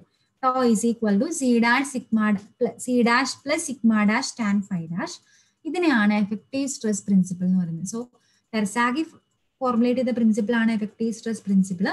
അതിന്റെ equation tau is equal to same equation തന്നെയാണ്, പക്ഷെ അത് എഫക്റ്റീവ് സ്ട്രെസ് കൊണ്ടും എഫക്റ്റീവ് ഷിയർ പാരാമീറ്റേഴ്സും കൊണ്ട് ഫോർമുലേറ്റ് ചെയ്തു. അതിനെയാണ് ടെർസാഗീസ് എഫക്റ്റീവ് സ്ട്രെസ് പ്രിൻസിപ്പിൾ എന്ന് പറയുന്നത്. Tau is equal to C dash plus sigma dash tan phi dash. Sigma dash and phi dash are effective shear parameters. Sorry, C dash and phi dash are effective shear parameters and sigma dash is the effective stress. The limitations of Mohr Coulomb theory എന്ന് പറയുമ്പോഴത്തേക്കും ഒന്ന് നമ്മൾ intermediate principal stress ആയി sigma 2 consider ചെയ്തിട്ടില്ല. അതുപോലെ ശരിക്കും നമ്മൾ ഈ ഫെയിലിയർ എൻവലപ്പ് സ്ട്രെയിറ്റ് ലൈൻ ആയിട്ടാണ് നമ്മൾ എടുത്തേക്കുന്നത്. പക്ഷെ ഇത് തിയററ്റിക്കലി നമ്മൾ അങ്ങനെ പറയുമെങ്കിലും ഈ നമുക്ക് ശരിക്കും ടെസ്റ്റ് ചെയ്ത് കിട്ടുമ്പോഴത്തേക്കും കുറച്ചെങ്കിലും കേർവ്ഡ് ആയിട്ട് കിട്ടിയിട്ട് അത് നമ്മൾ സ്ട്രെയിറ്റ് ലൈനിലോട്ട് അപ്രോക്സിമേറ്റ് ചെയ്യേണ്ടി വരും. അപ്പൊ അവിടെ കുറച്ച് എറർ സംഭവിക്കാൻ ചാൻസ് ഉണ്ട്. അതുപോലെ ഫൈ എന്ന വാല്യൂ നമ്മൾ കണ്ടുപിടിക്കുന്നത് എക്സാക്ട്ലി കറക്റ്റ് ആവണം നിർബന്ധമില്ല. അതുപോലെ കുറച്ച് ചില ചോയ്സിന് ഇത് ആപ്ലിക്കബിൾ അല്ല ഈ റിലേഷൻ. അതായത് tau is a function of normal stress എന്ന് വെച്ചാണ് നമ്മൾ ഇത് കണ്ടുപിടിക്കുന്നത്. Tau is equal to C plus sigma tan phi. പക്ഷെ എല്ലാ സോയിൽസിനും ആപ്ലിക്കബിൾ ആവണമെന്നില്ല. ചില സോയിൽസിന് ആ ഒരു ഫംഗ്ഷൻ റിലേഷൻ ആപ്ലിക്കബിൾ ആവണമെന്നില്ല. സോ ഇത്രയാണ് മോർ കുളം തിയറിയിലെ കാര്യം പറയാനുള്ളത്. ഒന്ന്, മോർ കുളം തിയറിയിൽ tau is equal to C plus sigma tan phi ആണ്. C and phi are known as shear parameters. So determine the shear parameters എന്ന് പറഞ്ഞു കഴിഞ്ഞാൽ സിയും കണ്ടുപിടിക്കണം, ഫൈയും കണ്ടുപിടിക്കണം. ദെൻ ഫോർ ക്ലേ സോയിലിനാകുമ്പോഴത്തേക്കും failure envelope is horizontal since C is equal to since phi is equal to 0, and for sandy soils ആകുമ്പോഴത്തേക്കും failure envelope starts from the origin since C is equal to 0. ഇനി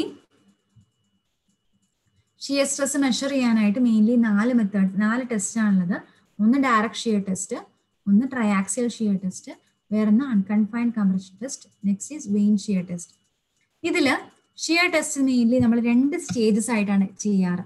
ഒന്ന് consolidation സ്റ്റേജും ഒന്ന് shear സ്റ്റേജും. Okay, shear test നമ്മൾ mainly 2 stages, ഏത് shear test ആയിക്കോട്ടെ, mainly 4 shear test ആണുള്ളത്. ഇതിൽ ഏത് ഷിയർ ടെസ്റ്റ് ആണെങ്കിലും നമ്മൾ മെയിൻലി 2 സ്റ്റേജസ് ആയിട്ടാണ് ചെയ്യാറ്.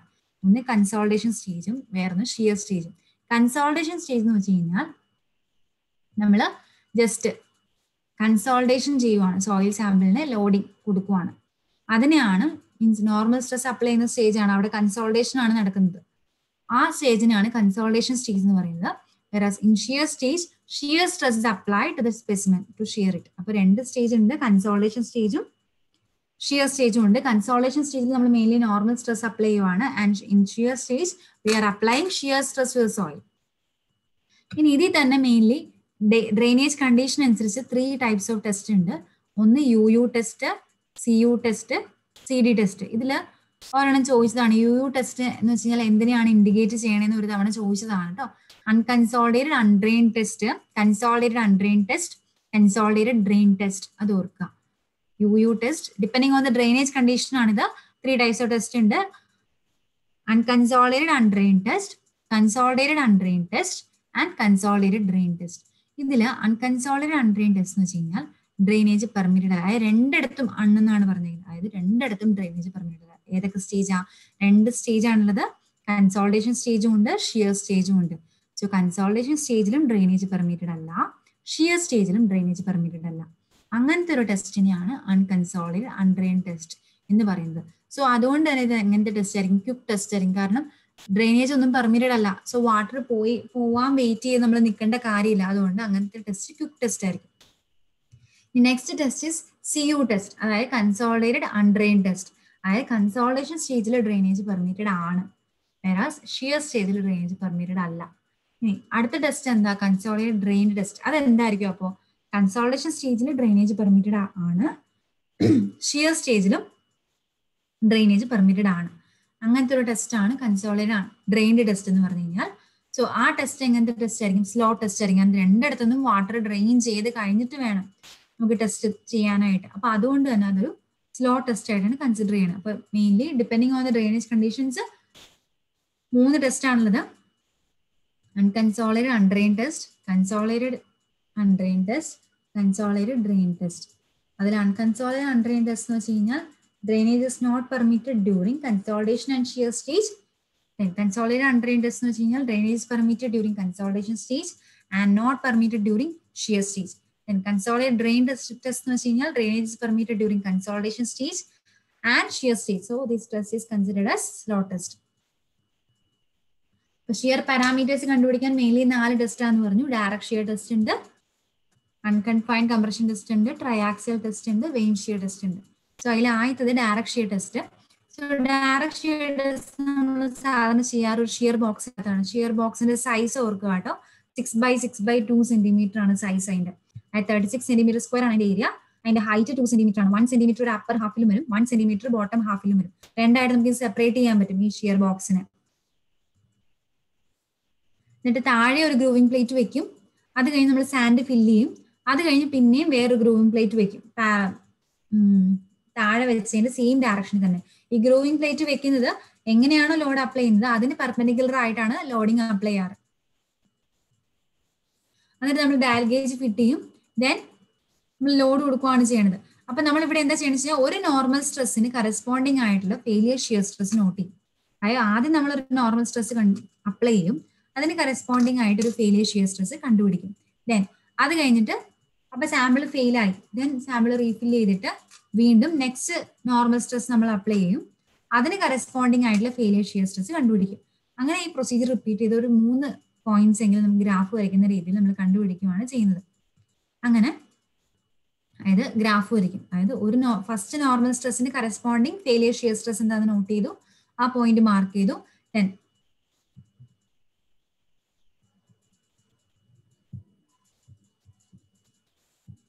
അതായത് ഇതാണ് ഫസ്റ്റ് നോർമൽ സ്ട്രെസ്സിന് കറസ്പോണ്ടിങ് ആയിട്ടുള്ള ഫെയിലിയർ ഷിയർ സ്ട്രെസ്. ഇത് സെക്കൻഡ് നോർമൽ സ്ട്രെസ്സിന് കറസ്പോണ്ടിങ് ആയിട്ടുള്ള പോയിന്റ്. ദെൻ തേർഡ് നോർമൽ സ്ട്രെസ്സിന് കറസ്പോണ്ടിങ് ആയിട്ടുള്ള പോയിന്റ്. അത് തമ്മിൽ നമ്മൾ എന്ത് ചെയ്തു? സ്ട്രെയിറ്റ് ലൈൻ വെച്ച് തന്നെ ജോയിൻ ചെയ്തു. അപ്പോൾ ആ ഇന്റർസെപ്റ്റ് എന്താണ്? അതാണ് സി. അതിന്റെ ഇൻക്ലിനേഷൻ ആണ് ആംഗിൾ ഓഫ് ഇന്റേണൽ ഫ്രിക്ഷൻ ആയ phi.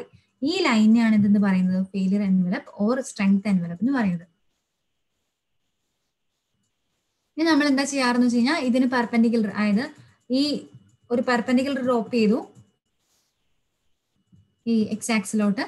Then with CFS radius and with CS center we will draw a circle and that intercept first intercept ne sigma 3, idu sigma 3 idanengi sigma 1 ഇവിടെ sigma 1.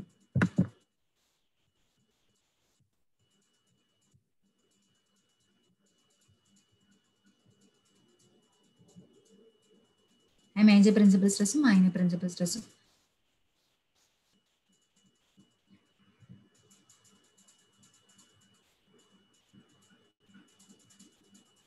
ഇതാണ് direct shear test. Direct shear ടെസ്റ്റില് mainly shear ബോക്സിലാണ് conduct ചെയ്യുന്നത്. Shear ബോക്സിന്റെ size ഓർക്കുക 6x6x2 centimetre ആണ് size. അതിൽ 1 centimetre upper ഹാഫിലും 1 centimetre bottom ഹാഫിലും വരുവാണ്. Normal stress apply ചെയ്യുന്നു, അതിന് കറസ്പോണ്ടിങ് ആയിട്ടുള്ള ഫെയിലിയർ ഷിയർ സ്ട്രെസ് കണ്ടുപിടിക്കുന്നു. ദെൻ പിന്നെയും നമ്മൾ അടുത്ത നോർമൽ സ്ട്രെസ്സും അടുത്ത ഫെയിലിയർ ഷിയർ സ്ട്രെസ്സും കണ്ടുപിടിക്കുന്നു. അങ്ങനെ നമ്മൾ ഗ്രാഫ് വരയ്ക്കുന്നു. ആ കിട്ടിയ ലൈനാണ് failure envelope or strength envelope എന്ന് പറയുന്നത്. ആ ഇന്റർസെപ്റ്റ് ആണ് കൊഹഷൻ സി. ആ ആംഗിൾ ആണ് phi, angle of internal friction ആണ് ഫൈ. ഇത് സാൻഡി സോയിലാണ് ചെയ്യുന്നതെങ്കിൽ എന്ത് സംഭവിക്കും? സി വിൽ ബി 0, കാരണം സി 0 ആണ് സാൻഡി സോയിൽസിന്.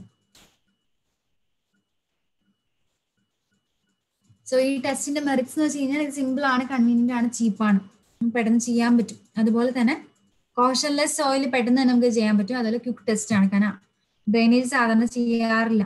ഇതിന്റെ ഡീമെറിറ്റ്സ് എന്ന് വെച്ച് കഴിഞ്ഞാൽ ഇവിടെ ഒരു കാര്യം ഓർക്കാനുണ്ട്. ഈ ഡയറക്റ്റ് ഷിയർ ടെസ്റ്റില് failure plain is always horizontal. അത് ഓർത്ത് വെക്കേണ്ടത് ഇമ്പോർട്ടന്റ് ആണ്. In direct shear test failure plain is taken as horizontal. അത് ഓർത്ത് വെക്കുക. കാരണം ഹൊറിസോണ്ടൽ പ്ലെയിൻ ആണ് നമ്മൾ അസ്യൂം ചെയ്യുവാണ് ഫെയിലിയർ പ്ലെയിൻ. അത് പക്ഷെ ഫെയിലിയർ പ്ലെയിൻ ഹൊറിസോണ്ടൽ ആവണം നിർബന്ധമില്ല. നമ്മൾ ഏറ്റവും വീക്കസ്റ്റ് പ്ലെയിൻ ഹൊറിസോണ്ടൽ ആണ് എന്ന് നമ്മൾ അങ്ങ് അസ്യൂം ചെയ്യുവാണ്. പക്ഷെ അത് ഹൊറിസോണ്ടൽ പ്ലെയിൻ തന്നെ ആവണം നിർബന്ധമില്ല. But we are assuming that weakest plane is horizontal plane. അപ്പൊ ഇവിടുത്തെ ഡീമെറിറ്റ്, മെയിൻ ഡീമെറിറ്റ് അതാണ്. Means weakest plane is taken as horizontal. That may not be the weakest plane. Or failure plane is taken as horizontal, that may not be the weakest plane. Then stress conditions are known only at failure. Failure conditions മാത്രമുള്ള stress condition നമുക്ക് അറിയുന്നുള്ളൂ. അതല്ലാണ്ട് അതിന് മുമ്പുള്ള stress condition നമുക്ക് അറിയാൻ പാടില്ല. അതുപോലെ stress conditions uniform അല്ല. ദെൻ ഡ്രെയിനേജ് കണ്ടീഷൻസിന്റെ കൺട്രോൾ ഡിഫിക്കൽട്ട് ആണ്. അതുപോലെ പോർ വാട്ടർ പ്രഷർ മെഷർമെന്റും ഡിഫിക്കൽട്ട് ആണ്.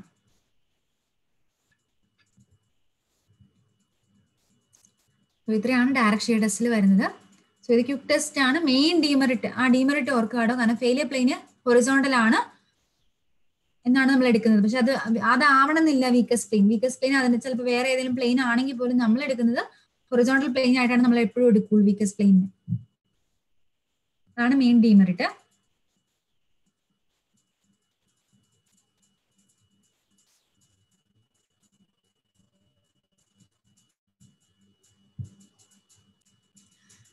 Next is triaxial compression test. ഈ ട്രയാക്സിയൽ കംപ്രഷൻ ടെസ്റ്റ് എന്ന് പറയുമ്പോഴേക്കും നമുക്ക് സിയും ഫൈയും കണ്ടുപിടിക്കാം. C5 സോയിൽ നമ്മൾ സാധാരണ നമുക്ക് യൂസ് ചെയ്യാൻ പറ്റുന്ന സോയിലാണ് main triaxial compression test.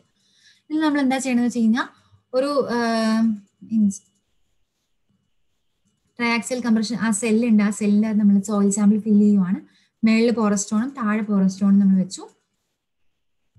Then മേളിലൊരു loading pad ഉണ്ട്, അതുവഴി നമ്മൾ ലോഡ് കൊടുക്കുവാണ് പ്രൂവിംഗ് റിംഗ് വഴി. ആ പ്രൂവിംഗ് റിംഗ് വഴി കൊടുക്കുന്ന ലോഡിന്റെ ആ ഒരു സ്ട്രെസ്സിനെയാണ് ഡീവിയേറ്റഡ് സ്ട്രെസ് സിഗ്മ ഡി എന്ന് പറയുന്നത്. പിന്നെ cell is subjected to an all round stress or cell pressure. ഇതൊക്കെ എന്താണ്? സിഗ്മ 3 ആണ്. ഇത് എന്ത് പറഞ്ഞാലും മീൻസ് ഓൾ റൗണ്ട് പ്രഷറിനോ സെൽ പ്രഷറിനോ ഓർ മൈനർ പ്രിൻസിപ്പൽ സ്ട്രെസ് എന്ന് പറഞ്ഞാലും അത് സിഗ്മ 3നെയാണ് ഇൻഡിക്കേറ്റ് ചെയ്യുന്നത്. അപ്പൊ മെയിൻലി അപ്പൊ സിഗ്മ 1 എന്ന് പറയുമ്പോഴത്തേക്കും സിഗ്മ 3 പ്ലസ് സിഗ്മ ഡി ആണ്. സോ മെയിൻലി 3 സ്ട്രെസ്സസ് ആണ് ട്രയാക്സിയലിൽ ഉള്ളത്. Sigma 1, sigma 3 and sigma D. Sigma D is a deviated stress. Sigma 3 is a minor principal stress or cell pressure or all round pressure or confining pressure. ഇതെല്ലാം sigma 3 ആണ്. Okay, അത് ഓർക്കുക. ഈ sigma 3ക്ക് തന്നെ all round pressure എന്ന് പറയും, കൺഫൈനിങ് pressure എന്ന് പറയും, സെൽ പ്രഷർ എന്ന് പറയും, ഓർ മൈനർ പ്രിൻസിപ്പൽ സ്ട്രെസ് എന്ന് പറയും. ഇതെല്ലാം സിഗ്മ 3 തന്നെയാണ്. And deviated stress sigma D, അത് ആ പ്രൂവിംഗ് റിംഗ് വഴി നമ്മൾ കൊടുക്കുന്ന ലോഡിന്റെ ആ ഒരു സ്ട്രെസ് ആണ് sigma D. So sigma 1 is equal to sigma 3 plus sigma d. Total vertical stress is sigma 3 plus sigma d.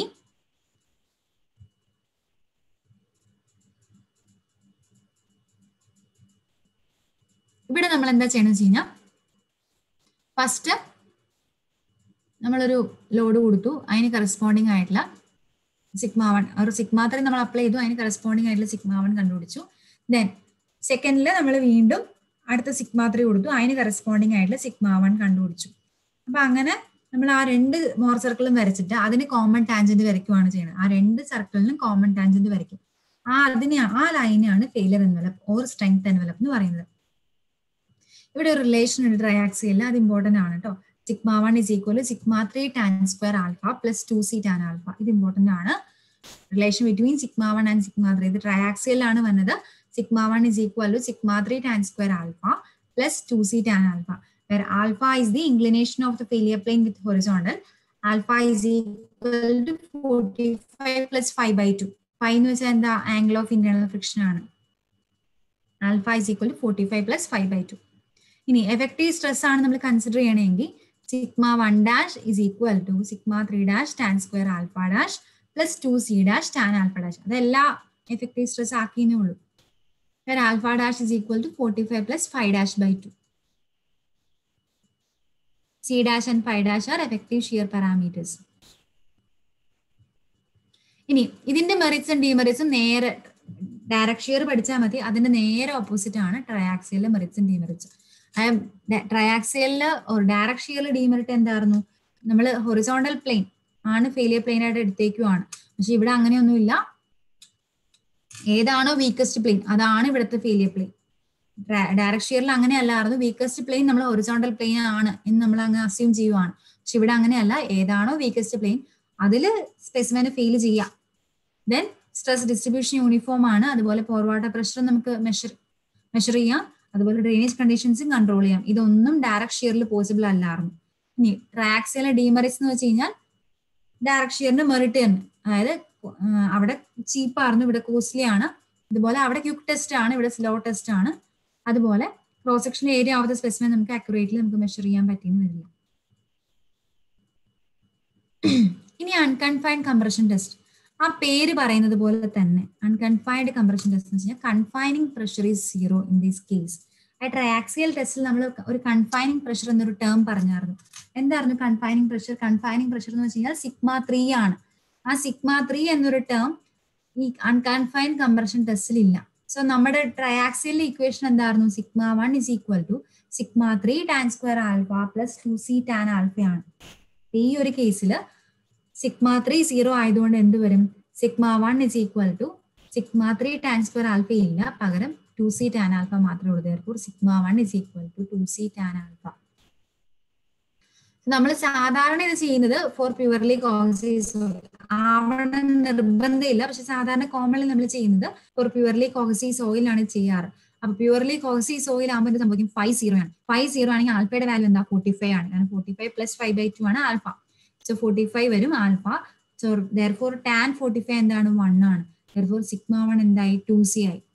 or QU is equal to 2c എന്ന് എഴുതാം. QU എന്ന് വെച്ച് കഴിഞ്ഞാൽ അൺകൺഫൈൻഡ് കംപ്രസീവ് സ്ട്രെങ്ത് ആണ്, 2c എന്ന് വരും. or C is equal to QU by 2 എന്ന് വരും. അതാണ് നമ്മൾ പറയുന്നത് കോഹഷൻ. അൺകൺഫൈൻഡ് കംപ്രസീവ് സ്ട്രെങ്ത് തന്നു കഴിഞ്ഞാൽ കോഹഷൻ എന്ന് പറഞ്ഞു കഴിഞ്ഞാൽ അൺകൺഫൈൻഡ് കംപ്രസീവ് സ്ട്രെങ്ത് by 2 ആണ് കോഹഷൻ. അത് ഓർക്കുക.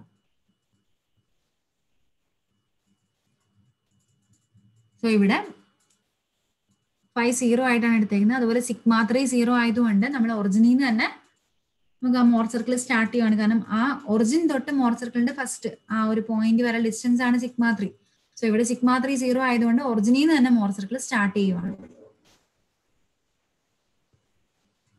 ഇനി merits of unconfined compression test, അത് ഇതുപോലെ തന്നെ സിമ്പിൾ ആണ്, കൺവീനിയന്റ് ആണ്, ചീപ്പാണ്, ക്വിക്കാണ്. അതുപോലെ ഇവിടെ നമുക്ക് സെൻസിറ്റിവിറ്റി കണ്ടുപിടിക്കാം. എന്തായിരുന്നു sensitivity? Sensitivity is a ratio of unconfined compressive strength of undisturbed soil to that of remoulded soil. അതുകൊണ്ട് നമുക്ക് ഇവിടെ സെൻസിറ്റിവിറ്റി കണ്ടുപിടിക്കാം. അതുപോലെ അൺകൺസോളിഡേറ്റഡ് അൺഡ്രെയിൻഡ് ഷിയർ സ്ട്രെങ്ത് കണ്ടുപിടിക്കാം ഒരു സാച്ചുറേറ്റഡ് ക്ലേ. ഡീമെറിറ്റ്സ് എന്ന് വെച്ച് കഴിഞ്ഞാൽ ഫ്രാക്ഷൻസ് വല്ലതും ഉണ്ടെങ്കിൽ ക്ലേയിൽ നമുക്ക് ഈ ടെസ്റ്റ് അങ്ങനെ കണ്ടക്ട് ചെയ്യാൻ പറ്റില്ല. അതുപോലെ ആംഗിൾ ഓഫ് ഷിയറിംഗ് റെസിസ്റ്റൻസ് 5-0 അല്ലാത്ത കേസിൽ ചിലപ്പോൾ എന്തെങ്കിലും പ്രശ്നങ്ങൾ ഉണ്ടാവാറുണ്ട് ഈ ടെസ്റ്റ് ചെയ്യുമ്പോഴത്തേക്കും. സോ അത്രയാണ് unconfined compressive strength or compression test ഉള്ളത്. പിന്നെയുള്ളത് വെയിൻ ഷിയർ ആണ്. വെയിൻ ഷിയർ നെക്സ്റ്റ് ക്ലാസ്സിൽ പറഞ്ഞാൽ പോരെ. പിന്നെ പ്രോബ്ലംസും ജസ്റ്റ് പറയാനുണ്ട്, 5 പ്രോബ്ലംസും ഉണ്ടായിരുന്നു. ഇനി എന്തെങ്കിലും ഡൗട്ട് ഉണ്ടെങ്കിൽ ചോദിക്കാം.